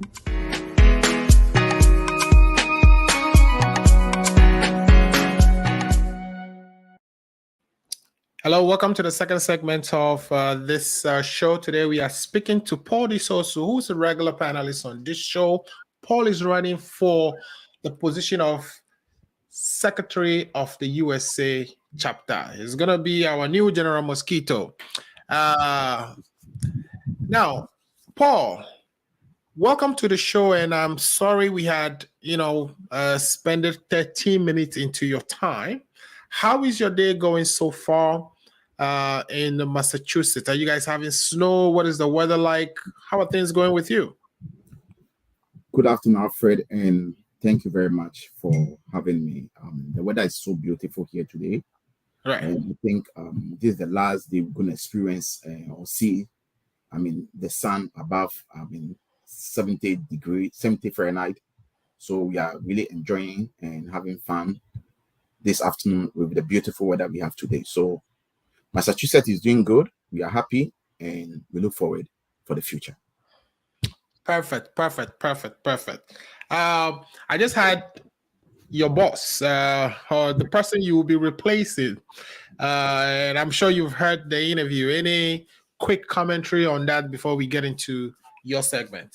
Sure. Thank you very much. And I think, it's unfortunate. I have my reservation about the whole process that is ongoing. And I will state over here that the process, to me, has been shrouded in secrecy. Why am I saying so? Number one, this is the first time I'm hearing from the secretary of the chapter that there are 7 baits. This is the first time I'm hearing this thing. That they have what? 7 bids. 7 different states bidded for the venue. No, he didn't say that. He didn't say 7 bidded. Then what did he say? He said 2 bidded, which is Ohio, but they had considered others. So Ohio has to drop out, but then they had spoken to Minnesota, California, Chicago, etc. to kind of also. That's what I'm saying. So they spoke to 7 other states. Yeah, but it's different from saying 7 bidded. He said they said they've spoke to 7 other states to put in their bid. Not necessarily, because they abandoned the bidding process, right? Now they had appointed, or it's even wrong. The process they went through, in my opinion. Okay, how is that wrong? The Constitution that says the chairman, in consultation with the executive committee, makes the decision. So what is wrong about that? You see, my good friend Steve there and his current executives came out in May and asked that people should put in a bid. Right. In that meeting, I was one of the people in that meeting, and I was the one who raised a question asking that if these bids are put in, they should make it public for all of us to see the bid and compare. Right. The bid was made to close on 30th of June, 2022. And in the night of just quick advice. I don't know if you need your the what do you call it? Because you don't have a green screen, your screen is going off and out, in and out. Okay. So if possible, you might want to remove the background, and then let's take a quick break and then have you do that, and we'll be right back. Just one more pic, JJ, please. Oh, Mama. Really? Smile. It's not every day my eldest son graduates. I couldn't have done it without you. All without Auntie Jane's generous support. Here is to Auntie Jane's well-appreciated World Remit money transfers. World Remit Corporation is licensed as a money transmitter by the New York State Department of Financial Services, as a foreign transmittal agency by the Massachusetts Division of Banks, number FT 1179663, and licensed by the Georgia Department of Banking and Finance, NMLS 1179663, Massachusetts Foreign Transmittal License, FT 1179663. World Remit. A better way to send money. Download the app or visit worldremit.com. So welcome back, Paul. You're looking good now. Just that I was also picking some feedback from your phone, so I don't know if you want to mute that as we move on. But Paul, perfect. Yeah, okay. So you were saying that you were part of I want to concentrate on you though, so let's make this commentary brief. Quick one to say, I mean, for me, in my point of view, I think I mean the process has not been free and fair the way we would have wished or wanted to go. But as it may, I mean, we are all Democrats.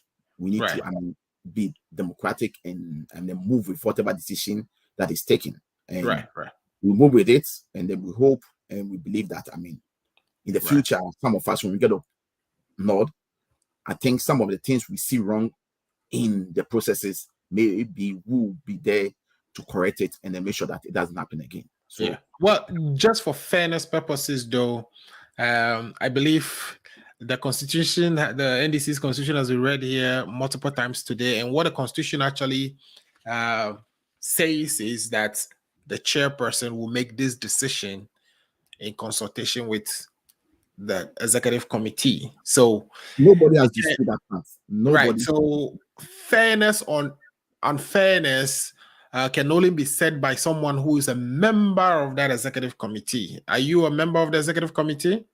I am a member of the executive committee. So I'm outside. Anyway, I'm saying my views. So I think those are your views. Okay, I get it. I need to be, put out there.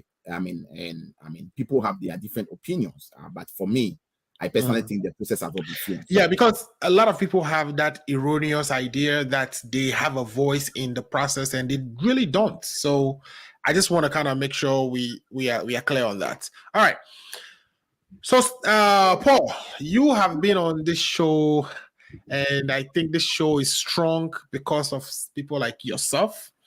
You need no introduction. I wasn't going to do show this weekend, but Of course, Steve called and you called, and I'm like, oh, how do I even say no to this fine gentlemen who have supported me through my entire attempt at hosting program on social media. So thank you so much for everything you've done for me so far.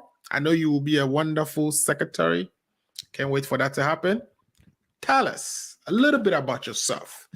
Something that we don't know so far. I mean, maybe I know a little too much, but I'm sure there are multiple people viewing who have no clue who Paul Disosu is. So Paul Disosu, give us a little insight into you, your upbringing, where you grew up at, your experience, how long you've been in the party, things you've done, etc.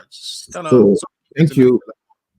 Thank you very much. My name is Paul Delali Kwame Disosu, and I'm a member of the NDC, and I've been a member of the NDC since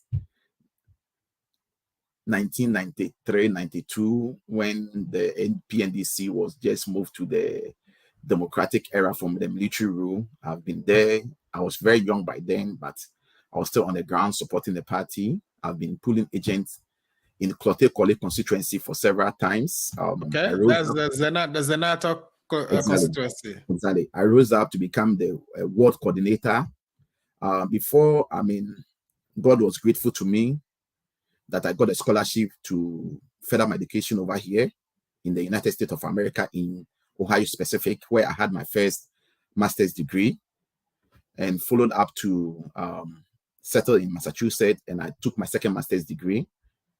And here I am, a married man with 4 strong boys, my wife and Issy, and my boy Jeremy, Emmanuel, Samuel, and Jaira, who I have a lot of, praise for. I love them too much, and they also love me. I mean, we're a great family, and as you say, this is all about me. You're on mute. Sorry about that. So you have 4 strong boys. Are you pushing for a girl? Is that coming anytime soon? Why not? No. The strong boys are good for me. I mean, oh yeah, that's what the Almighty God has given to me, so I'm pleased with it, and I'll move on. Great. All right, you are blessed, man. 4 strong boys. Definitely. It's just that you're going to be buying a lot of drinks for these women, you know. Anyway.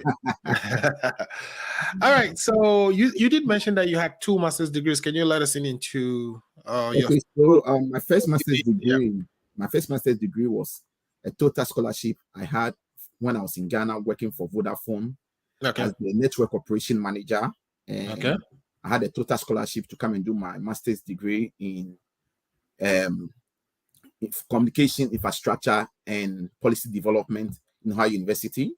And came over there, did my program, excel out successfully.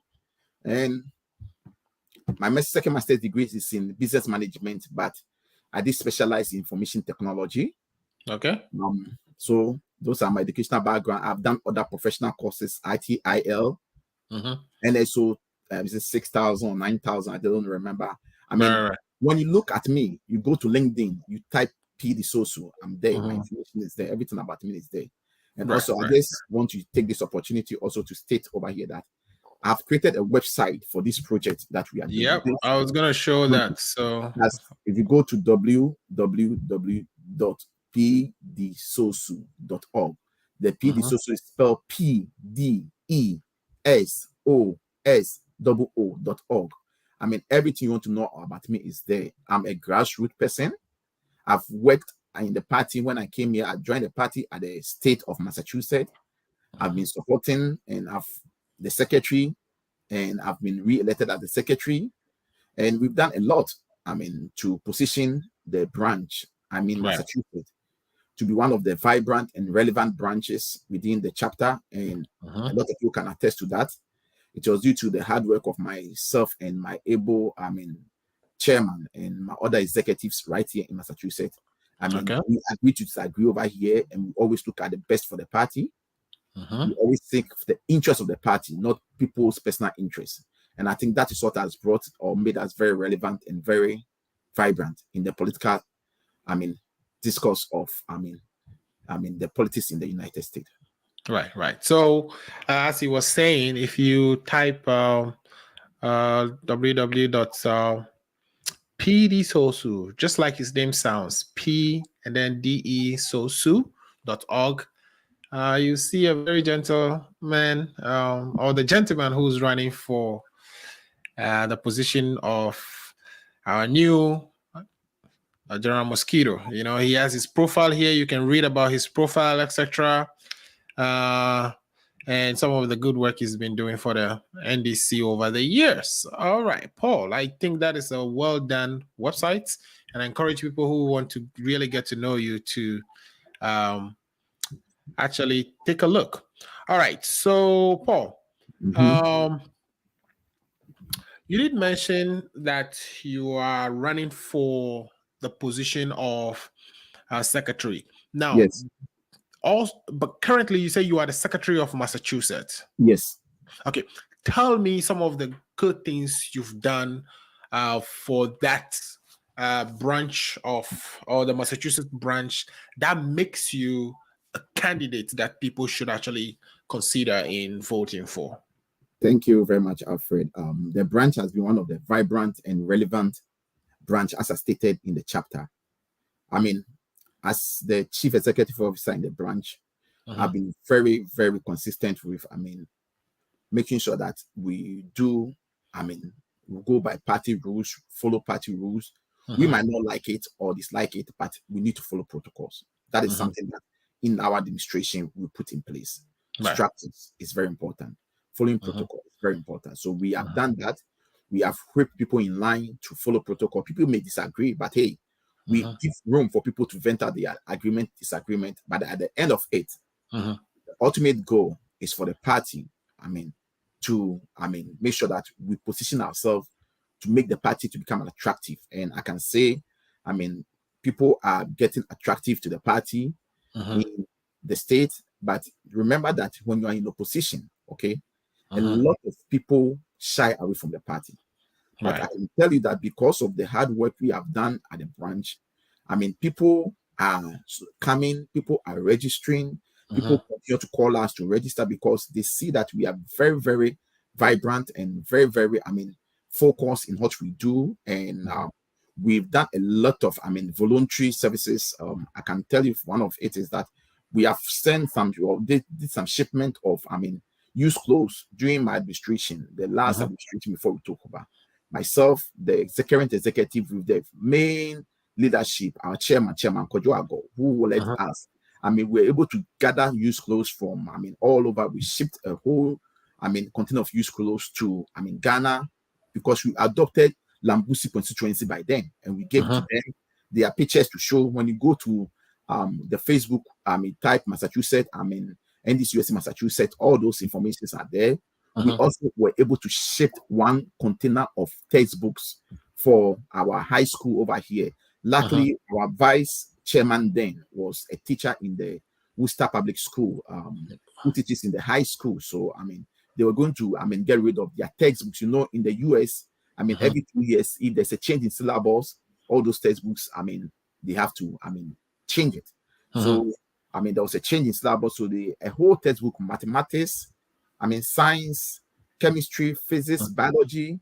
We got this textbook, one full container, with the support of the branch members. We all contributed, and we shipped this book to Ghana and handed it over to the party.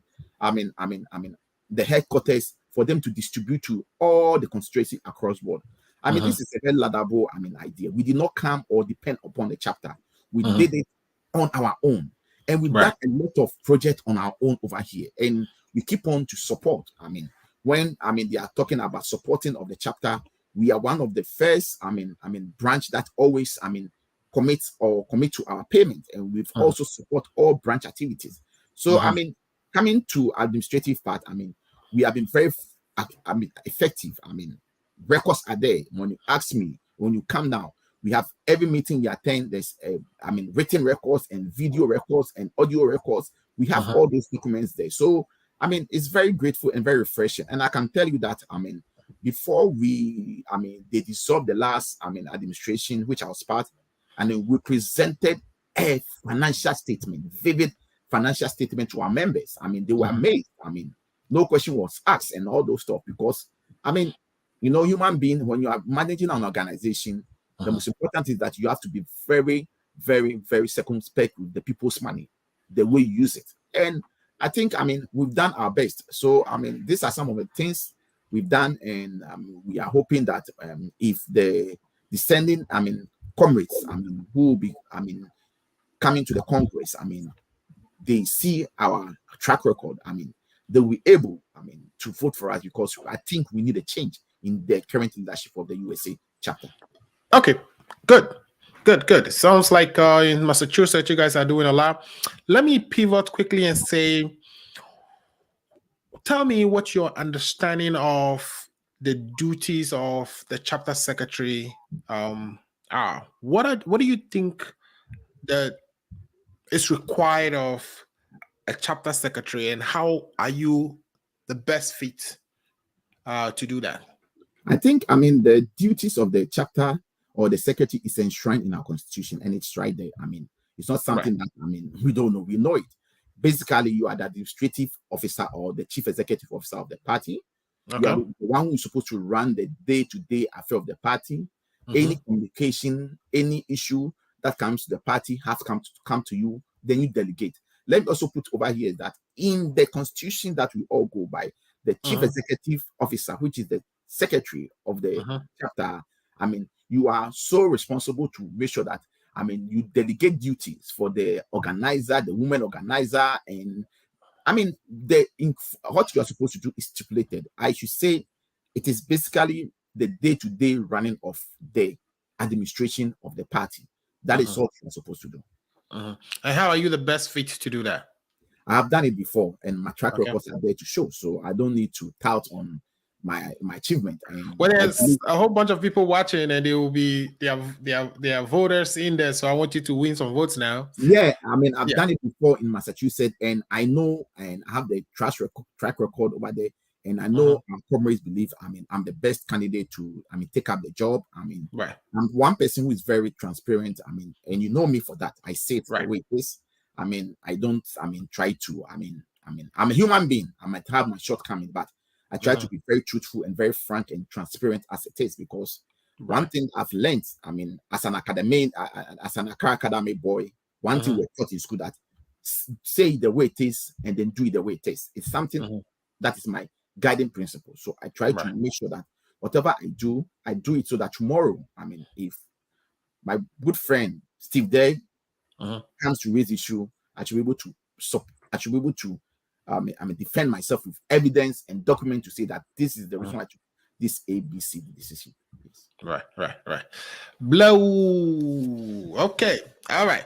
So, I'm very confident in your abilities. But also, let me ask. I'm asking these questions for people who may not know you, because I think you're doing wonderful with each of them.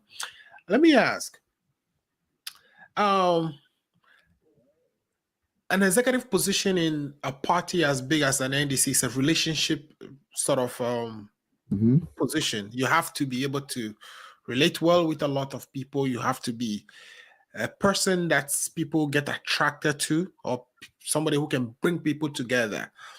How would you describe your relationship with the current administration, and how do you describe your ability to pull people together? Well, that's a very great question. I'm somebody who is a people's person. I have a very good negotiation skills, and I can tell you for a fact, if you can ask the members of my branch, I'm one of the peaceful person. But one thing I don't take is cheating. I'm very, very firm on that. I will not allow you to push me or to cheat me. I make sure that the right thing is done. I like negotiation. I've led a lot of negotiations here, whereby my party issues, I've helped to resolve issues. And I can tell you, Mr. Amuzu, that because of the acrimony that is going on the platform, the attack, the difference party, it is political error. It is campaign season. These things are right. So this is normal. It's normal.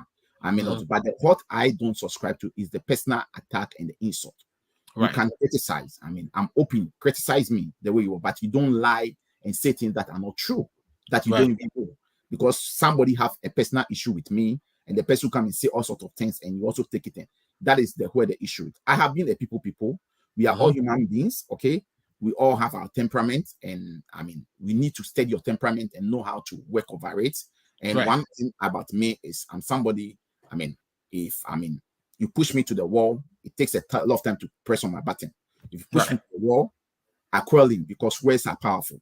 I don't want to say words that I'll come back later on to regret and apologize. So when, there's a dispute, I'll try to quarrel in and then give some time to pass, but I'll come back and make sure that I'll settle the issue by making my point clear. And that is the way I go about my issue. And I am very, very convinced in my mind, and I know very well that because of the campaign season in which we are, because people are attacking people left and right with untrue statements, things that are not true. At the end of the whole process, we all need to come together and then put our hands on the deck. And we need to bring, reconciliation. We need to bring people on board. And that is one of the, for the first 6 months, I think, I'm going to, if I get a nod, I'm going to, focus on, we bring people on board. Talk to people, get everybody on board. We all work for the interest of the party. 2024 is a must for us. Right. If we don't come together and then work as a team and then win the 2024 election, the good people of Ghana will not forgive us. Right. The good people of Ghana will not let this thing go by. So we all need to do that. And I just want to take this opportunity on this platform to appeal to all comrades on all the other platforms that you are there yourself. You can see the fighting, the insult that's going on. It's campaign time. People should criticize. Criticism is allowed. Right. Insult, personal attack, for me, I don't think it's a proper thing. And I've stated it last week, Wednesday, when I had my time with Paul Sosu, a webinar session whereby we had over 47 people, joining, listening to me. I've stated it that I think, when I come back, we need to look at the rules and regulations that we all have to agree on. It's not going to be imposed on anybody. We all have to agree on that. What are we going to do to streamline the way people, discuss on the platform? We are not going to hurt anybody, but we need to put some measures in place so that if somebody come and say something that is derogative, that is not acceptable, which is insulting someone, attacking somebody's integrity, credibility, we have to come in. We need to find a way to resolve the issue. So that's one of the things we also have to do. And I see that yesterday the current administration have started something. So we hope they will do it well, because we need to put sanity on our platforms. Okay. I think you missed the part about your relationship with the current administration. How are you? Yes. I have a good relationship with the current administration. Steve, they just left. I have a good working relationship with all of them and all those stuff. I don't have any issue with people, but if you try to sideline me, try to push me, try to lie on me for that one, I will also defend myself and stand for my rights. That for me. And you have seen that on this show. I will never let anybody lie on me or push me down. Say things that are not true about me. For that one, I will stand for my rights. So with the current executive, Steve, there is a brother. We speak day in, day out. Even yesterday we had a chat and we teased it. So I'm very cool with Steve there. And most of the the current executive. Yeah, I have nothing against her. I talked to her the last time I think we met was in Washington, D.C. Right? Okay. When we came to the Atamis Memorial, we had a very nice chat and all those stuff. So I have nothing against her. She's done a part, but I felt we need a change, and it is my democratic right to decide who I want to support. So I have nothing against it, but I felt we need a change. Okay, great, wonderful. So kind of evaluate your strengths and your weaknesses for me. What would you say are the things that you do so well, and what are some of the things that you think you can improve on? Well, I will not come here to boast about myself or to say, I'm good in that and that. But I know, I'm a human being, and I'm somebody who like feedback. And most of the time, I'll be open to feedback, and I do open to feedback. People call me and give me, this you didn't do it well. I say, okay, thank you. So I take your feedback and I'll improve upon it. So for me, I'll not be able to say what I'm going to do, what I'm good in, what are my weakness and all those. I've told you one of my weaknesses, I don't like people to suppress me. Right. That one, I will not allow anybody to suppress me. I will stand for my right.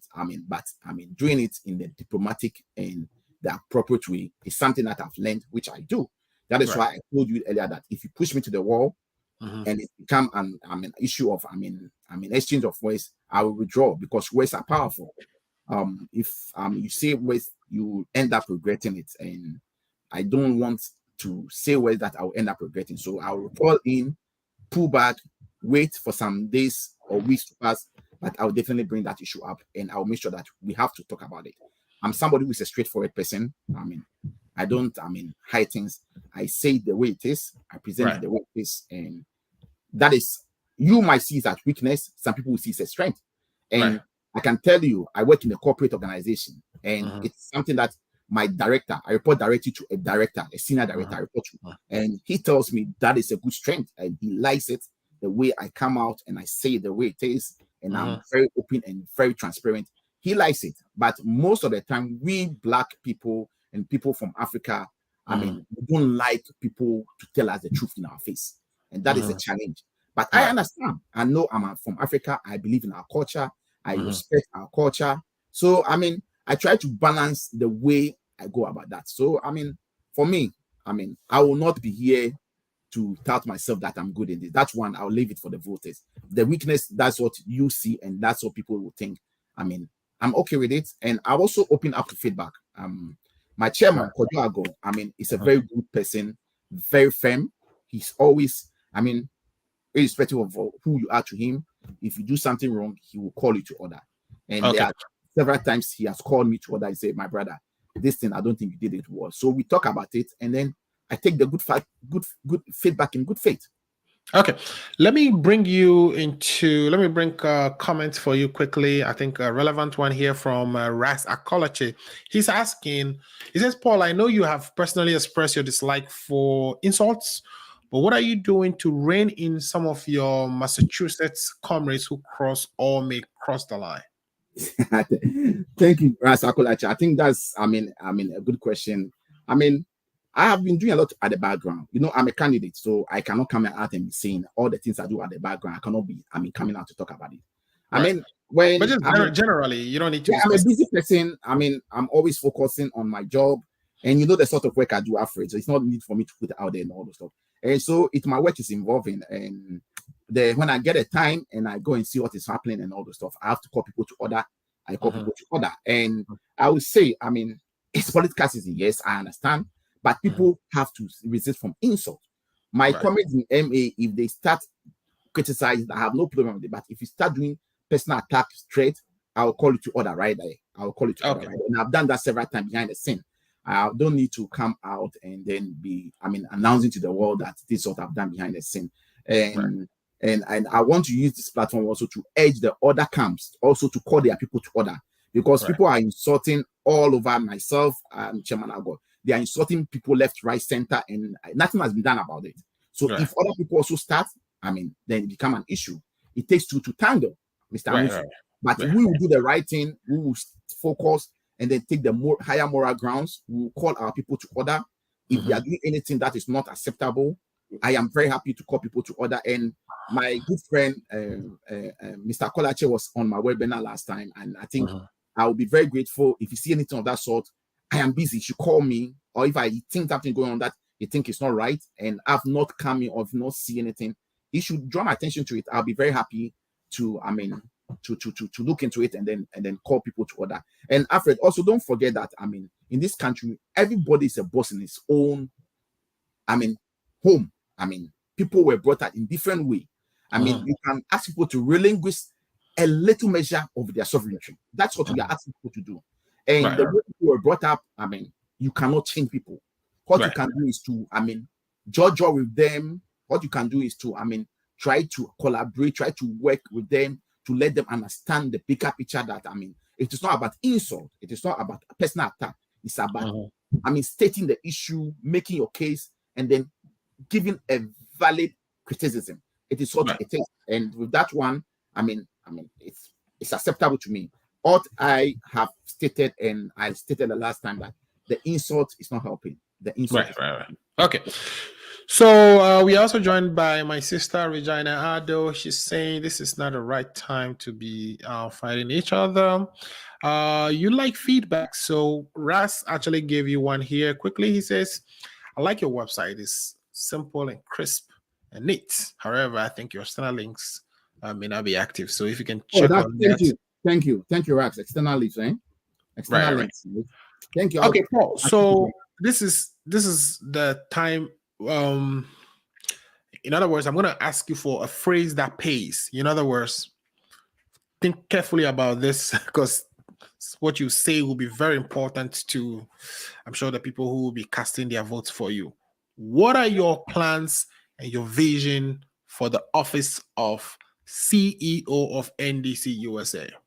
Thank you, Mr. Muzo. I mean, I've stated it. My first objective or major achievement is for us to have to create a befitting working website for the US. Alfred, as we speak today, we don't have a website. When you look at all the various diaspora chapters, NDC-USA is one of the biggest, chapter with a lot of, support base, but we don't have a working website. Right. Website, we spoke about it several times on our platform. We're told by, somebody that they are working on it, and over 4 or 5 months ago, nothing has been done. Within 2-3 weeks, I said, let me create my website. My website is up and running, even though I was just gotten. So let me ask, did you know why it's not being done? Let me just complete it. Even though, my brother Ras has given me a feedback that the external links are not working, I will look at it after this one. That's a great feedback. It's unfortunate that simple website for the chapter is not there. Alfred, let me also tell you that the reason why we need a website is that when people travel from Ghana, from other countries, they need to look for the party. When you Google and to look for NDC-USA chapter, you don't get anything. There's no website. I think we are not selling ourselves enough. But why do you think that is, though? Why do you think that is the case? Well, I can't say why the current administrative are not be able to put up that, but I don't think there's any difficulty in putting our website. We have professionals within us. We have the Pro Forum who have IT. I'm an IT person myself. There's part of telecommunication and call routing and all that. Does the Pro Forum has a website? Do they have a website for the USA? They don't. The Pro Forum have their. It's a professional entity. So they have their overall. But I'm saying we have professionals there. Why can't you leverage on those IT experts over there, those web developers over there, those network security experts over there? Why can't you leverage on these people? Why can't you bring them together and let's build a website for the US? If we don't have the resources, let's look at outside. Where can we go? Who can we get to help us build a website? So building a website is going to be one of the first things I'll be doing. I would like to do, and I'm very grateful. I'll be very happy if I get a nod that it will be one of the things we should have to look at. And then, how quickly do you think you can put a website together for the chapter? Sorry, how quickly are you promising you can put a website out for the chapter? It is depend on us. If we can do it within using our professionals, within 3-4 months we should be doing that. But if we have to give resources to an external, vendor, it depends. What would you do? Would you do it through the professionals or would you outsource it? My first option would be through the professionals, because we have the professionals within us. If the professionals can do it, let's do it together with the support. All of us to bring our technical know-how on board. Let's develop a website. If we don't have the resources to do it, then we have to fall on a vendor, external person to do it. And I have people. The one who helped me create my website can help us. A lot of people that we can put out a bid. People should bring bid. Let's bring about 4 or 5 different people giving us bid. Let's see which one will be more, make economic sense. And then we depend on that and build our website. Okay. So that's thing number one. What is, do you have other things that you have in number plan? 2, as we speak, if you'd have asked Steve Day about what is the strength of NDC members in the USA as we speak, he will not be able to give you an answer. Why? The what? The strength of members we have in the NDC-USA. You mean the numbers? Able to give you an answer because we don't have a working database. it is something we also have to focus on. Let's build a working database that will have all or capture all our members and capture them with their profession, capture them with their skill set, so that at least if we need policy people who are political experts, who did political science, we need to develop political policies. We can depend on those people and tell them, look, Mr. ABCD, you guys come together.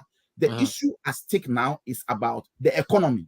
What are the policy document can we put together, okay, to come out and then give an alternative policy to the current government? These are some of the things we need to do. So a working database is something that we need to do, which I can speak on authority. We don't have, unless they have it and they've not told us. And then number three thing that I want to also do, the third thing I want to also do is that I want us to make sure that we keep the branch and active. We decentralize the branch. We give power to the branch. Decision making, we need to involve the branch executives in all decision makings. By so doing, we also have to make sure that we demand them to produce or provide yearly report, financial and administrative report to the chapter every year, so that before we go to the next election year, okay, and the next 4 years when we go, I mean, there will not be fighting in here about register. This person, people have 80, these people have 20.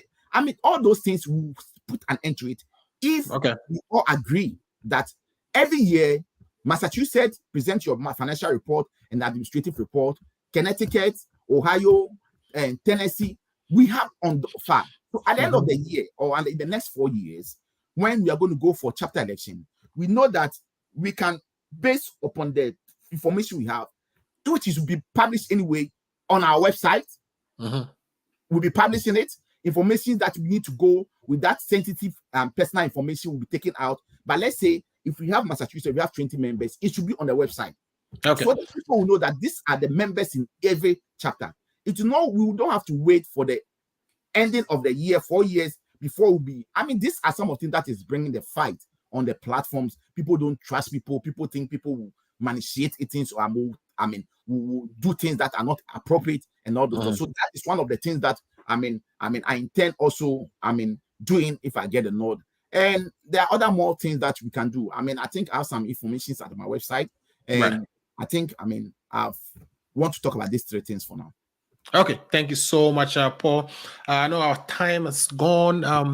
What will be and I know this conversation is going to continue as our shows continue, but unfortunately, you would have the election before then. What are your plans? How are you reaching out to? How is the campaign going?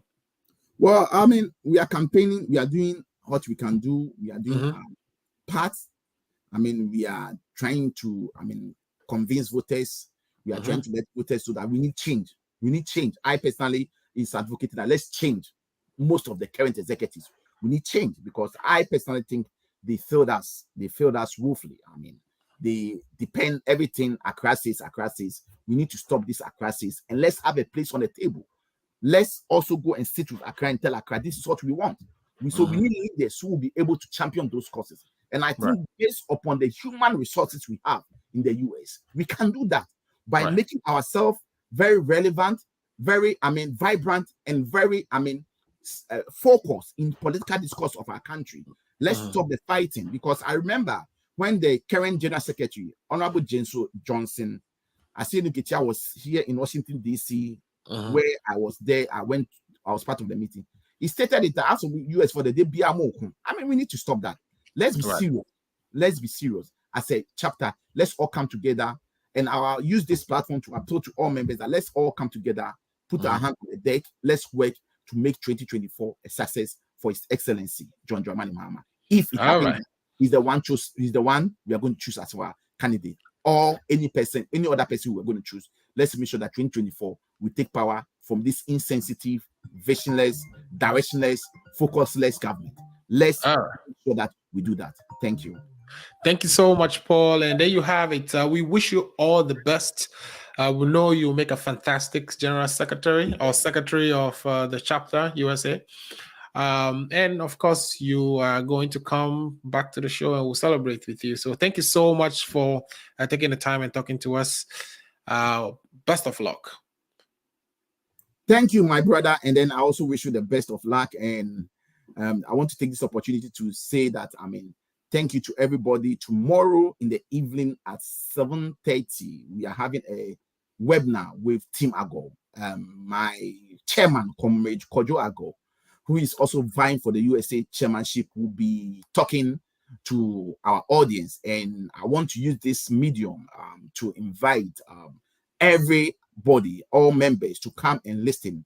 They should come with their question. And therefore, don't remember that we are the only team among the campaign that are availing ourselves. We've put ourselves out for people to dissect us, for people to punch holes to us. And this is what leadership is. You have to be ready to sit before the camera, let people ask you questions, throw questions to left and right, center, forward, and answer them. That's what leadership is. And I want to use this your big platform to urge the other candidate that they should avail themselves for people to pose questions to them like the way we are doing. It's all the beauty of democracy. We are here to deepen I'm sure democracy. they are listening, so thank you very much. Thank you. So we'll take a quick break. When we come back, we would transition to speak to Dr. Lawrence Appiah, who's running for chairmanship of the Washington, D.C. metro area. We'll be right back. Just one more pic, JJ, please. Oh, Mama. Really? Smile. It's not every day my eldest son graduates. I couldn't have done it without you. All without Auntie Jane's generous support. Here is to Auntie Jane's well-appreciated World Remit money transfers. World Remit Corporation is licensed as a money transmitter by the New York State Department of Financial Services as a foreign transmittal agency by the Massachusetts Division of Banks, number FT1179663, and licensed by the Georgia Department of Banking and Finance, NMLS 1179663, Massachusetts Foreign Transmittal License, FT1179663. World Remit, a better way to send money. Download the app or visit worldremit.com. All right, welcome to the third segment of our show today. Today is a marathon day, and we are speaking to very wonderful people. I have here with me the one and only Dr. Lawrence. If you know Dr. Lawrence, he releases articles every week, I believe, or every time there is a significant issue in Ghana. And this man, it's a big player in the field, and he's currently running for position of the chairperson of Washington, D.C. branch of USA NDC of NDC. Did I get that right, Doctor? Yeah, you got it right. Can you hear me? I can hear you perfect. So, Doc, take it away. Introduce yourself. I know you've been on the show so many different times, but there may be some specific pertinent background information about you that a lot of us don't know. So talk to us about, where you're from in Ghana, how long you've been in NDC, and, your background. What do you do for profession, etc.? Yeah. I just want to take this opportunity to thank all those who are viewing me right now and listening to me right now. Okay. I'm happy to have listened to my incoming General Secretary of the NDC-USA, Paul DeSoso. Definitely, there's no doubt about it. He's going to be the next General Secretary of the NDC-USA. Okay.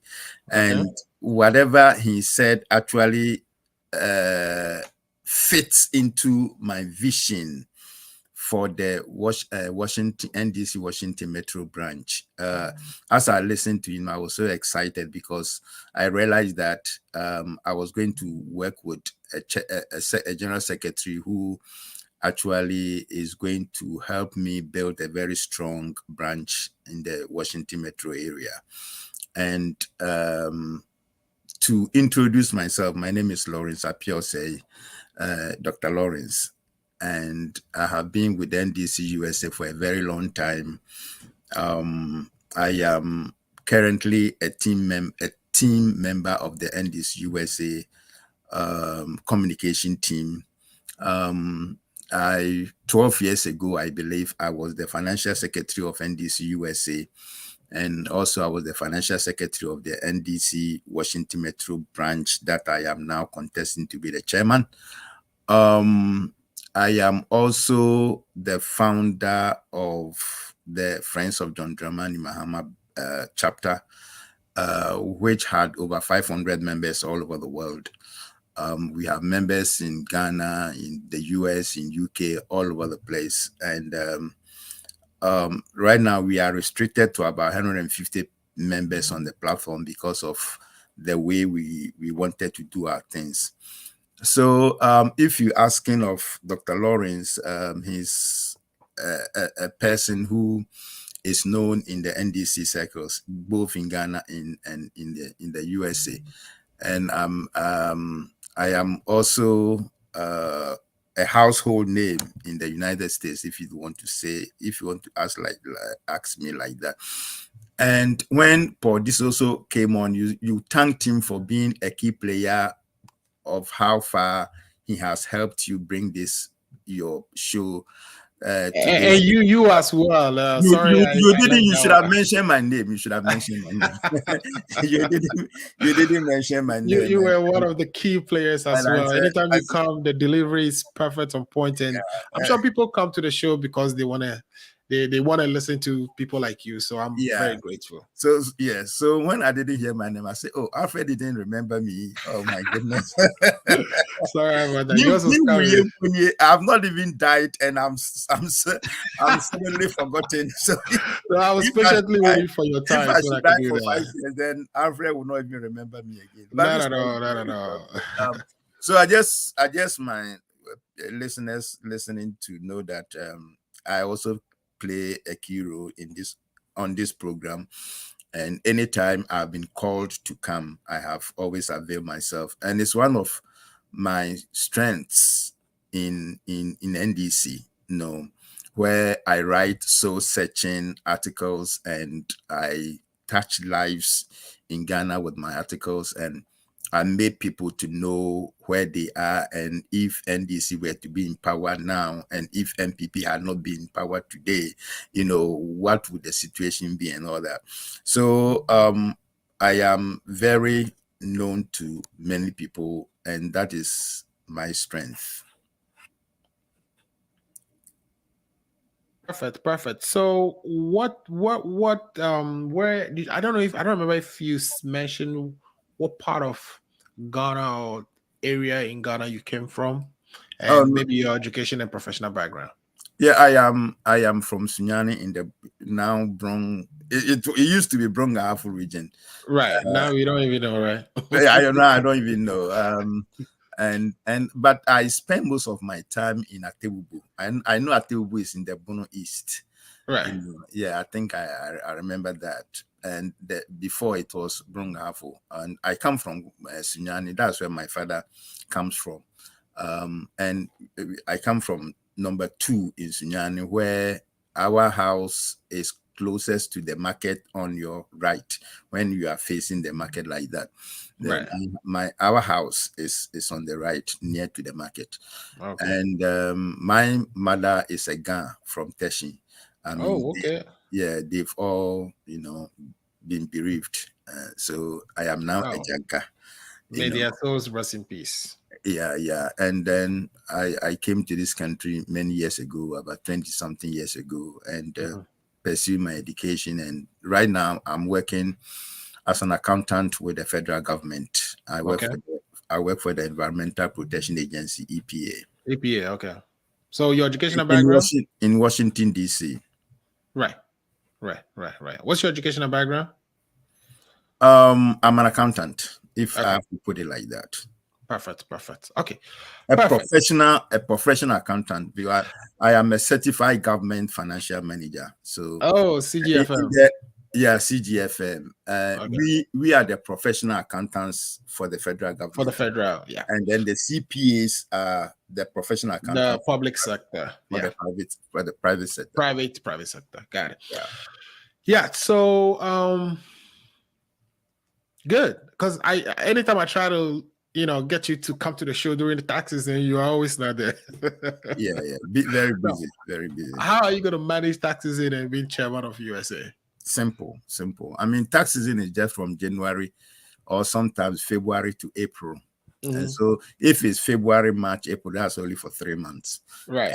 And Washington Metro is going to be there for 1 year, which is 12 months. So it will be, I've already considered it before making a decision to contest for the chairmanship position. So, and apart from that, people are also, apart from the taxes and how busy I will be at that time, people are also concerned that if I become the chairman of the Washington Metro, would I still be able to write, my articles, and would I still be able to come on? Because your articles have become a mainstay, people look forward to them. So yeah. So far, in fact, I'm getting feedback from all over, especially all over Ghana, that I mean, when you take 3 best writers in Ghana, I'll be one of them. I mean, writes. Yeah, Dr. Lawrence writes. When you take 3 best writers in Ghana, I'll be one of them. And so people are concerned that if I become the chairman of Washington Metro, would I still, would I have time to still be writing? And would I still have time to go on radio and TV to be talking about NDC and stuff like that? And I factor everything into that too. Actually the writing takes a lot of time, because sometimes you have to do some researches. Yeah, you have to write and rewrite and edit and rewrite and rewrite. Exactly. People don't know that part. Exactly. In fact, right now I've finished writing the one that I'll publish tomorrow. But I'm sure you're going to rewrite it. I'm going to rewrite it, and I'm going to make researches to make sure some figures are correct. Like right now, the inflation is 40.4. I have to, go and see if it is true, because it was 37 point something just last month. And how our gross to GDP, I mean, our debt to GP, how it's ranking right now, our public debt, how much is cement being sold now, how much is our city to the dollar rate, how much is the gas, the price of petrol and diesel, all this. I have to, do some researches on them, because a lot of people, I mean, Alfred, to be honest with you, most of the communicators in Ghana use my write-ups when they are going on radio. Right. You see, and some of them, I mean, those who go on radio using my write-ups, they make sure that they have my figures in front of them. Right. So when I'm writing and I have this at the back of my mind, I want to make sure that I give the right. I get the right figures, because where I am not too sure, I make it almost, so that I'll be close to the figure. So that you get yourself out of trouble. So that I get myself out of trouble. And these are all some of the strengths that I want to bring to the chairmanship race of NDC-USA. Yeah, so that should actually be my next question. Why do you want to be a chairman of Washington, D.C.? I've already told you some of my strength. Now, the other thing another reason why I want to be the chairman of NDC is because I want to help the NDC win power in 2024. Okay. Now, you will say you are a chairman of a branch. How can you help NDC win power? You see, NDC's winning power, not only 2024, but in the past, NDC have won power because of the strength of NDC-USA. Do you understand? Please explain that. Yeah, because we in the diaspora, we play a major role in the politics of Ghana. Take myself, my articles impact a lot of people in Ghana. And I just don't write for USA. I just don't write for Europe. I write for all of us, even including people in Ghana. And the diaspora, including NDC-USA, we've been very positive and we've been very strong when it comes to the politics in Ghana. And we have helped NDC win power by our various contributions, donations, financial donations, whatever donations, physical, spiritual, everything. Now, for NDC-USA to help NDC to win power, Washington Metro also should play a bigger role in NDC-USA. Do you understand? Right. Oh, it seems I just lost Dr. Lawrence Appiah over there. So we'll take a quick break as we wait for him to rejoin the show. And this is just going to be our last segment. So give us about maybe another 15 minutes to wrap up on the conversations. But I mean, it's just getting interesting with him revealing why he really wants to run for the chairmanship position. He's talking about the fact that, you know, the NDC in the USA, actually, it's a very important, you know, chapter that helps the party in Ghana tremendously to win elections, and you know that has been the case in the past. Even his articles, he claims he's saying are very impactful. People actually have those in front of them, especially the communicators, when they go to the radio stations, because some of the facts that he writes about are basic facts that touches the life of the people, like what the cost of things are, and if you know the situation was different, what would have been the case. So you know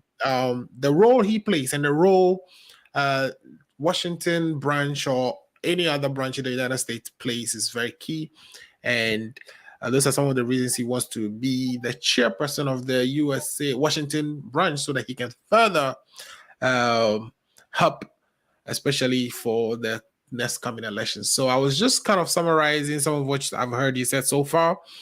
Sorry, we lost you a bit a few minutes ago, but please I'm back. continue to address us on why you think, you know, the chairmanship position is one that you are interested in, and that your candidacy would help make it a better chapter or a better branch in the chapter. Yes, and so I was saying, for NDC-USA to help NDC Ghana win elections, it also depends on the NDC Washington Metro branch, because NDC Washington Metro, we are the mother of all the branches in America. So we play a vital role in NDC-USA, and before Washington Metro branch can be powerful in NDC-USA, it also depends on the chairman. If the chairman is weak, if the chairman cannot go on radio, if the chairman cannot write anything that he can support it, if the chairman cannot write anything that he can defend it, it becomes problematic. I mean, let's face it, it becomes problematic. Are those the only skills for chairman? I think the chairman may No, have I have a lot I'm going to talk about. This is just the one, you know. So you see, Alfred, becoming a chairman is not just being on platforms and just calling yourself a chairman. There are so many things you have to help. I mean, you have to do to help your branch or the chapter as a whole. And I think as for the chapter level, Paul also mentioned some of them. I am concentrating on my branch, which is the Washington Metro branch. So these are some of the things that Washington Metro branch, these are some of the qualities you will need to be able to make have a powerful branch that will influence NDC-USA decisions, and that can also propel us into NDC victory in 2024. Another reason that I want to become the chairman is to bring unity into the branch. I mean, Washington Metro branch, we need unity in the branch. I can tell you on authority, I'm a member of the branch, so I can tell you on authority that we don't have unity in the branch. I mean, for the first time since I've been with the branch for several years, this is the time that we are so polarized, we are so divided. And it is strange that we've gotten ourselves this way. And how would I bring the unity? I've done it before when I formed the Friends of JDM group. I mean, like I told you, we had about 500 people, and we were all united. I mean, I had 150 people on the platform, and the platform is very calm, very, smooth. Everybody is happy on that platform. One other thing is the membership drive that I would want to bring to the Washington Metro. I mean, our membership has gone down tremendously. I mean, when you come on our platform, you would have about 150 people on the platform, but over 100 of them are not even active. with Right. their branch activities. They don't come to meetings. They don't go to the platform to see what's going on. They are, people. And Alfred, can you believe that sometimes when we go to meetings, it will be me, the chairman, and the host of our meeting. And when I say the host, I mean the church that we go to the meeting at. I mean, there's one guy who is responsible for, he goes to that church. So, he wants to be there so that after He the can meeting, open the doors and close after. Exactly. So sometimes you go to the meeting and you see me, the chairman, and that guy. Sometimes you see one Kofi Asamoah all the way from Virginia and stuff like that.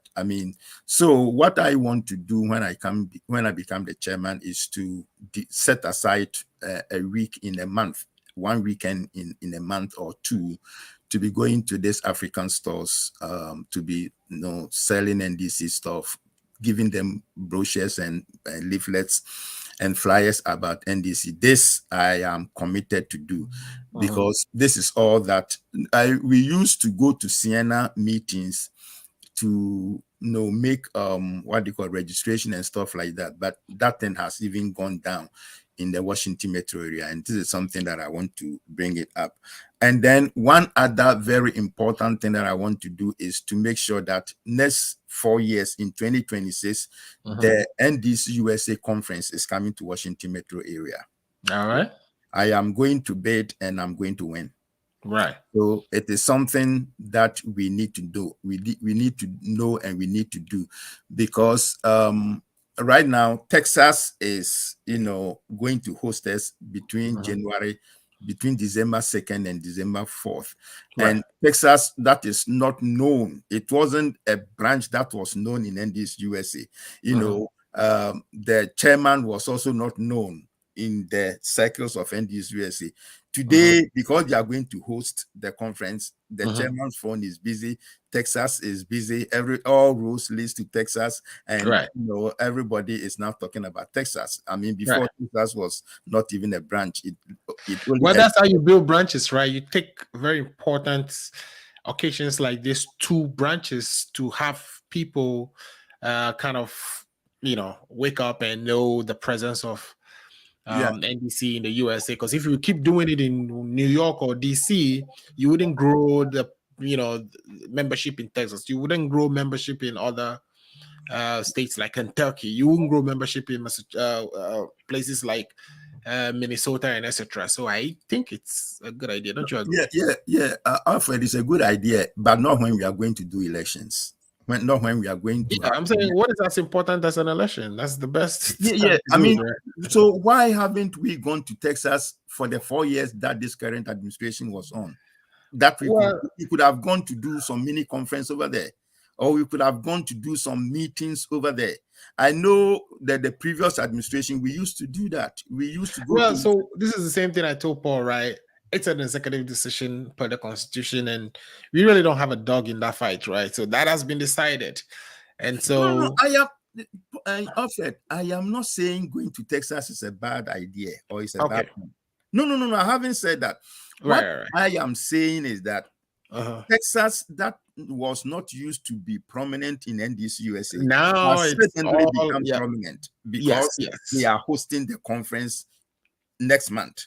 Yes, I agree. So so what I'm saying is that for NDC Washington Metro to also become prominent like Texas is right now, we are going to host the 2026 NDC-USA conference.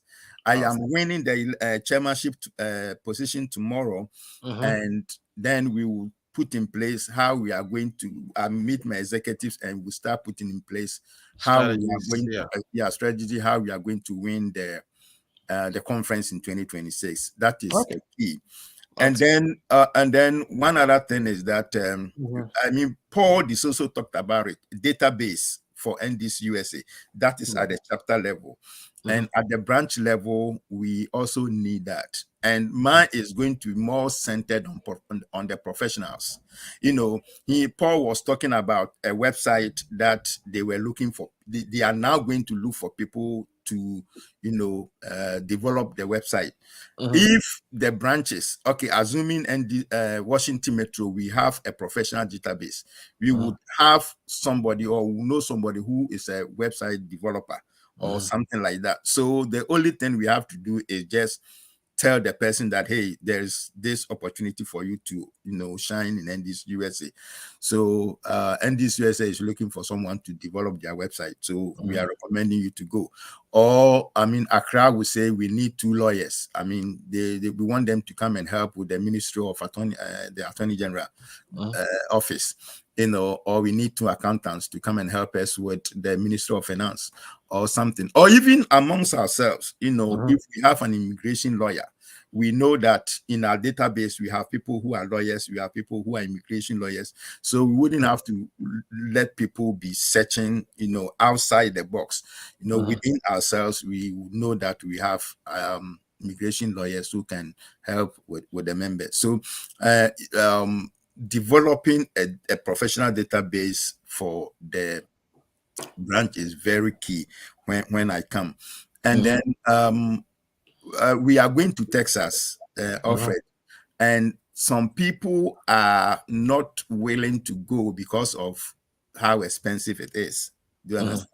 So as soon as I become chairman tomorrow, I'm going to meet my executives and I'm going to encourage as many people as possible to take up positions at the chapter level. Right. And to do that, I am going to propose to the executives that let us subsidize people who are willing to go. It can be $50, it can be $100, depending on the price of the ticket. Or we can take one day, hotel bill, and then you take the 2 days or whatever it is.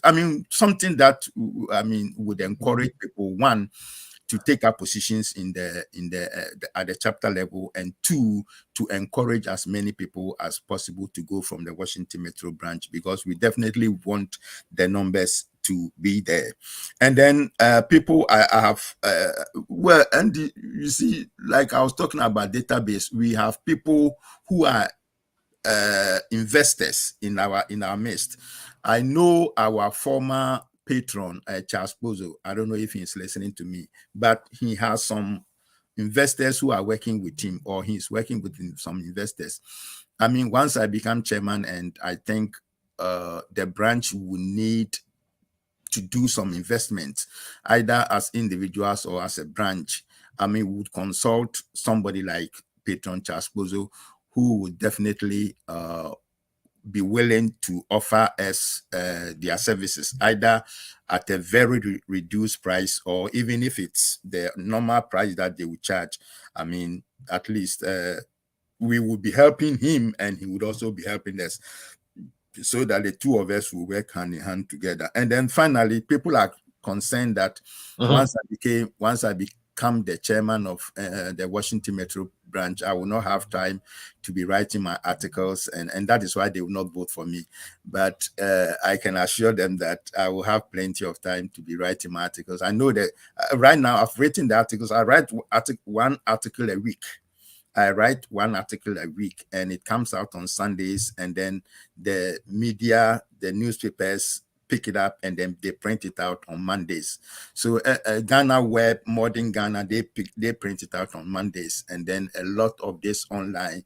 Sometimes I don't even know them. They print it, they publish it, and then they send me the link, and I say, wow, I didn't know you guys are because they are also on all the other platforms. So once you put it on the platform, they pick it, and then they also publish it for you, and then they send you the link. Okay, let me ask you this question, right? After that, then they tell you that anytime you have an article, you send it to me and I'll publish it for you. Right. Awesome. Yeah, the articles are definitely a powerful tool that you definitely have in your camp that is gonna pay dividends. So let me ask, what are some things that you've done that you are not so very proud of? Or another way to put it is, are there any regrets in your political life that you would like to share? Regrets, I don't know yet, because so far I am still rising. Do you understand? I haven't reached my peak yet. Okay. If I've reached my peak and I didn't do anything. I didn't get anything out of it, or I didn't impact people's life, then I would say I would regret taking this route, or I would regret taking that the other route. So long as I think I am growing and I still have a lot of potential ahead of me, I can only say that the sky is my limit. And so far, I don't think. I mean, you haven't made any mistakes. No. All these years that you've I mean, been, you see, when I formed the Friends of JDM group, people thought it was a mistake. I'm sorry I'm bringing it here at this time because it's long gone. People thought it was a mistake, and so they decided to give me a hard time about that formation and about that group. But at the end of the day, when they realized what the Friends of JDM did to build NDC-USA in general, they have come to appreciate the fact that I was doing what was right at that time, just that they didn't understand what I was trying to do. And unfortunately, for me, even though when I formed the Friends of JDM group, I called the secretary at that time, who is now our patron, Charles Bozo, and I called the chairman of NDC-USA at that time, who is Nyama Ashiboy, and told them about the group. And I told them that I want to place the group under NDC-USA. So we'll be working hand to hand. I mean, if I'm doing a fundraising, I would invite NDC-USA, they will be there. If NDC-USA is doing fundraising, I would tell my people to be there, because when I was doing, Friends of JDM were mostly NDC members anyway. So at that time, people thought it was a mistake, but now that they've realized, but why would they think it was a mistake? What was the reasons they gave? Because they thought that I was undermining the authority of NDC-USA. Do you think you were? No. I mean, I said I called them and told them I want to bring the group under them, under their control, under their supervision. And is there a process in doing those things, like forming organizations within the chapter? Is there a process that you have to follow? And did you follow those processes? At that time, yes. Okay. And that was why when I told the secretary, he said yes. When I told the chairman, he said yes. And then he told me he was going to Ghana. In fact, during that time. So let me just back up. You told the secretary of the US chapter. Correct. And he said yes. Yes. Who was the secretary then? Charles Bozo, now our patron. Of US chapter? Yes. Or Washington Metro? No. He was the chairman of Washington Metro at that time. Okay, now US chapter. Hold on. And the secretary to the US NDC-USA chapter. Okay. So he held two positions at that time. Okay, but who was the chairperson of USA then? It was Nyama Ashiboy. Okay, and you told him too, and he said yes. And I told him too, and he said yes. Huh. And so he told me he was going to Ghana at that time to go and talk to the people in Ghana. At that time, the chairman was Dr. Kofi Potofi. Okay. And when he came back, I called him several times for him to give me the feedback, and he never picked my call. He never gave me a feedback, and the rest is history. Okay. So you have no regrets about that? Nah. Okay, perfect. How is that organization? Is it still functioning? No, not really. We are just now, now NDC doesn't like those kind of groupings. The only grouping that is affiliated to NDC now is the Pro Forum. Okay. And that is the only organization. As for Friends of JDM, Ladies for Mahama, Carpenters for Mahama, those kind of groupings are all dead right now. We just exist on platforms. That's okay. it. Okay. Because if we were that active by now, we'll be preparing to do a fundraising to go and help the John Mahama campaign. But because it's not that active, we are just existing on platforms, and it has now become a social platform. Even though all the big NDC guys are on it, I mean, they come in and crack some jokes and share some videos, joking videos and stuff like that. Okay, perfect. How's your campaign going so far? Great. Just that the vetting committee wanted to disqualify me to contest, but God being so good, the disqualification was disallowed by the appeals committee. So 2-3 days ago, they gave me a letter to let me know that I am free to contest for any position, in the branch. So I started my campaigning at that time, and so far it's going great. We are having small issues with the voter register. Some of the members appealed, and the appeal has been turned down. So we just have to see the best that we can, because we personally I know about 3 to 5 people on the register who have not ever come to our meetings, but it's stated against their name that they've paid $50, so I know those people are not coming to vote tomorrow. I know for sure, but at least we needed a clean register in the first place. We wanted, if we have 50 people coming to register, coming to vote on the register, we were expecting 50 people to come and register, to vote. We are looking for 75 people, and out of the 75 people, you have about 35 people paying $50 each. And then we know some of them are not members; they've never been to our meetings, but their names are there, and we know they are not coming to vote because they've never come to our meetings before. But you never know what the other campaign group is doing, how they manage to get their names there and pay some money to them. That is something of a mystery. Did you ask them for explanation though? No, that is part of the appeal. That's part of the appeal. Petition, sorry. That was part of the petition, but my understanding is that the person who even wrote the petition was not consulted, and then a decision came up that they have denied the petition, so we should go ahead and vote. So I don't have any other choice but to continue with my campaign. Perfect. And I know God being so good on our side, victory will be ours tomorrow around this time. All right, so what time is the vote? Where would the votes be? How can people come and participate? The voting is tomorrow, the 13th November. Sorry, I have to. No, it's fine. My throat, yeah. Wet. I can talk, so. Tell me about it. Yeah.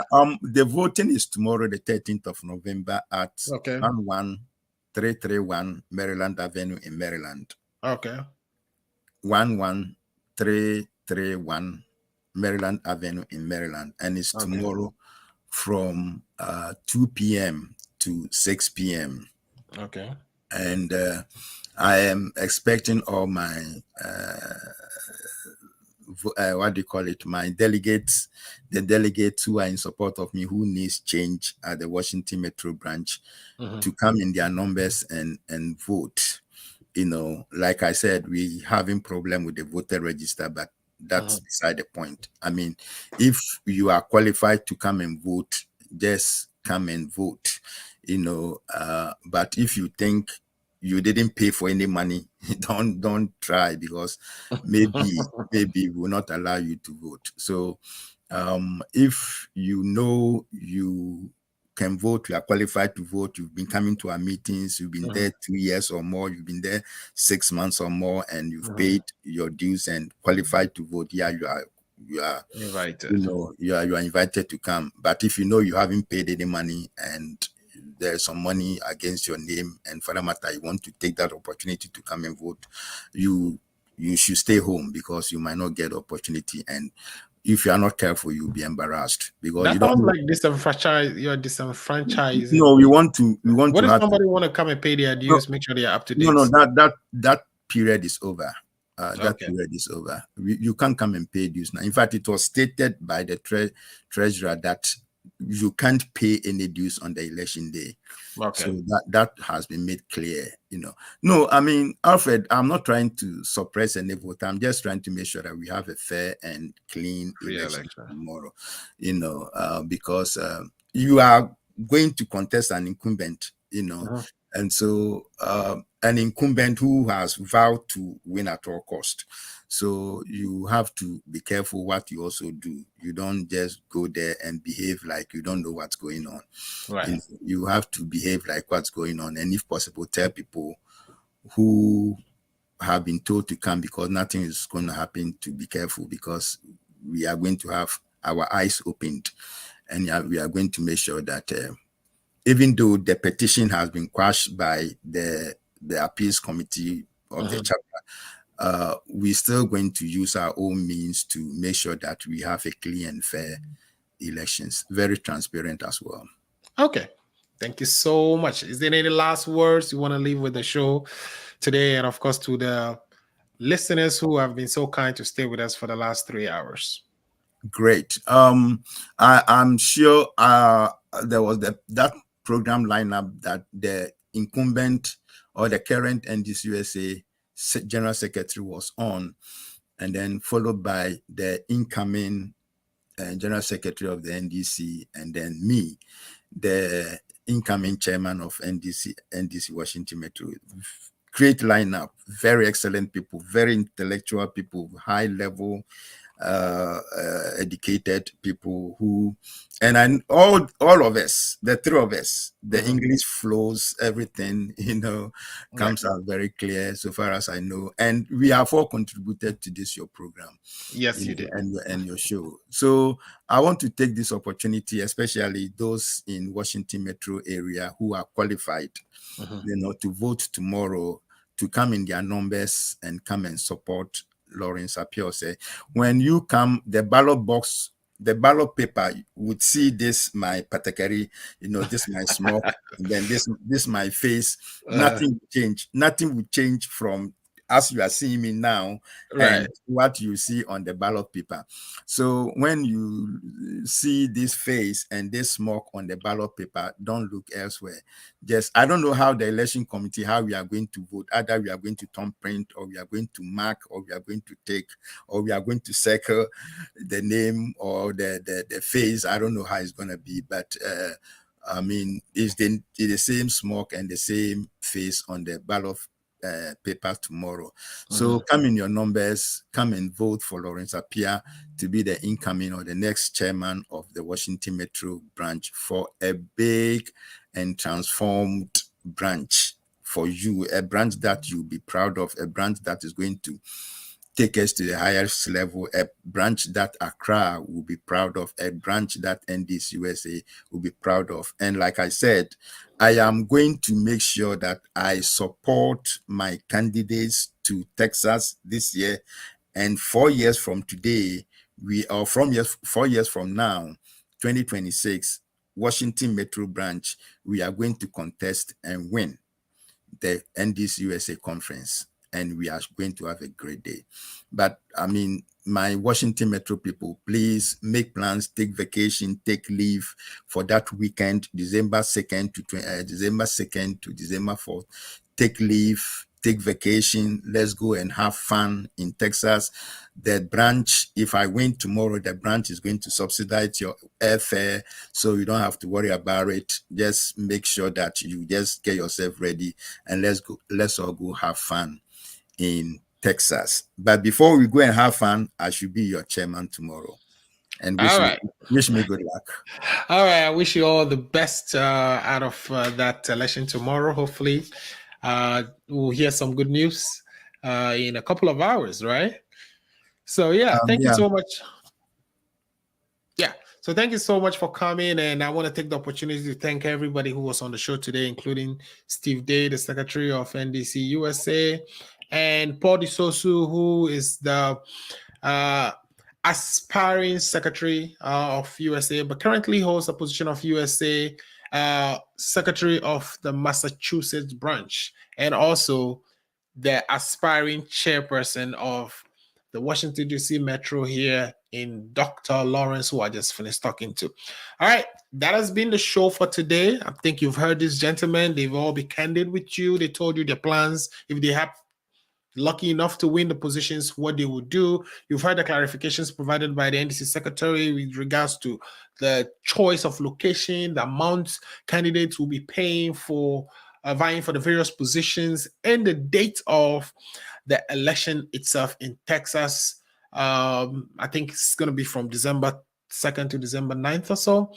This is going to be my last show for some time. I'll be taking some time off to take care of some business, and hopefully we should be back on air around December 10th. But for the rest of November, this is going to be the last show. Thanks for sticking with me, and thanks for always supporting me and coming to watch the show. Again, my name is Alfred Amuzu. I really appreciate every single one of you. December 10th also. Let me see. Is that a Saturday? Let me just quickly check. Yeah, December 10th is a Saturday. We would be back on and provide you with all the juicy, newsy informations that you wouldn't hear from anywhere else but on the Ghana Agenda. Again, my name is Alfred Amuzu. This is the Ghana Agenda. Thanks for watching. We'll be back. Just one more pic, JJ, please. Oh, Mama. Really? Smile. It's not every day my eldest son graduates. I couldn't have done it without you. All without Auntie Jane's generous support. Here is to Auntie Jane's well-appreciated World Remit money transfers. World Remit Corporation is licensed as a money transmitter by the New York State Department of Financial Services, as a foreign transmittal agency by the Massachusetts Division of Banks, number FT 1179663, and licensed by the Georgia Department of Banking and Finance, NMLS 1179663, Massachusetts Foreign Transmittal License, FT 1179663. World Remit, a better way to send money.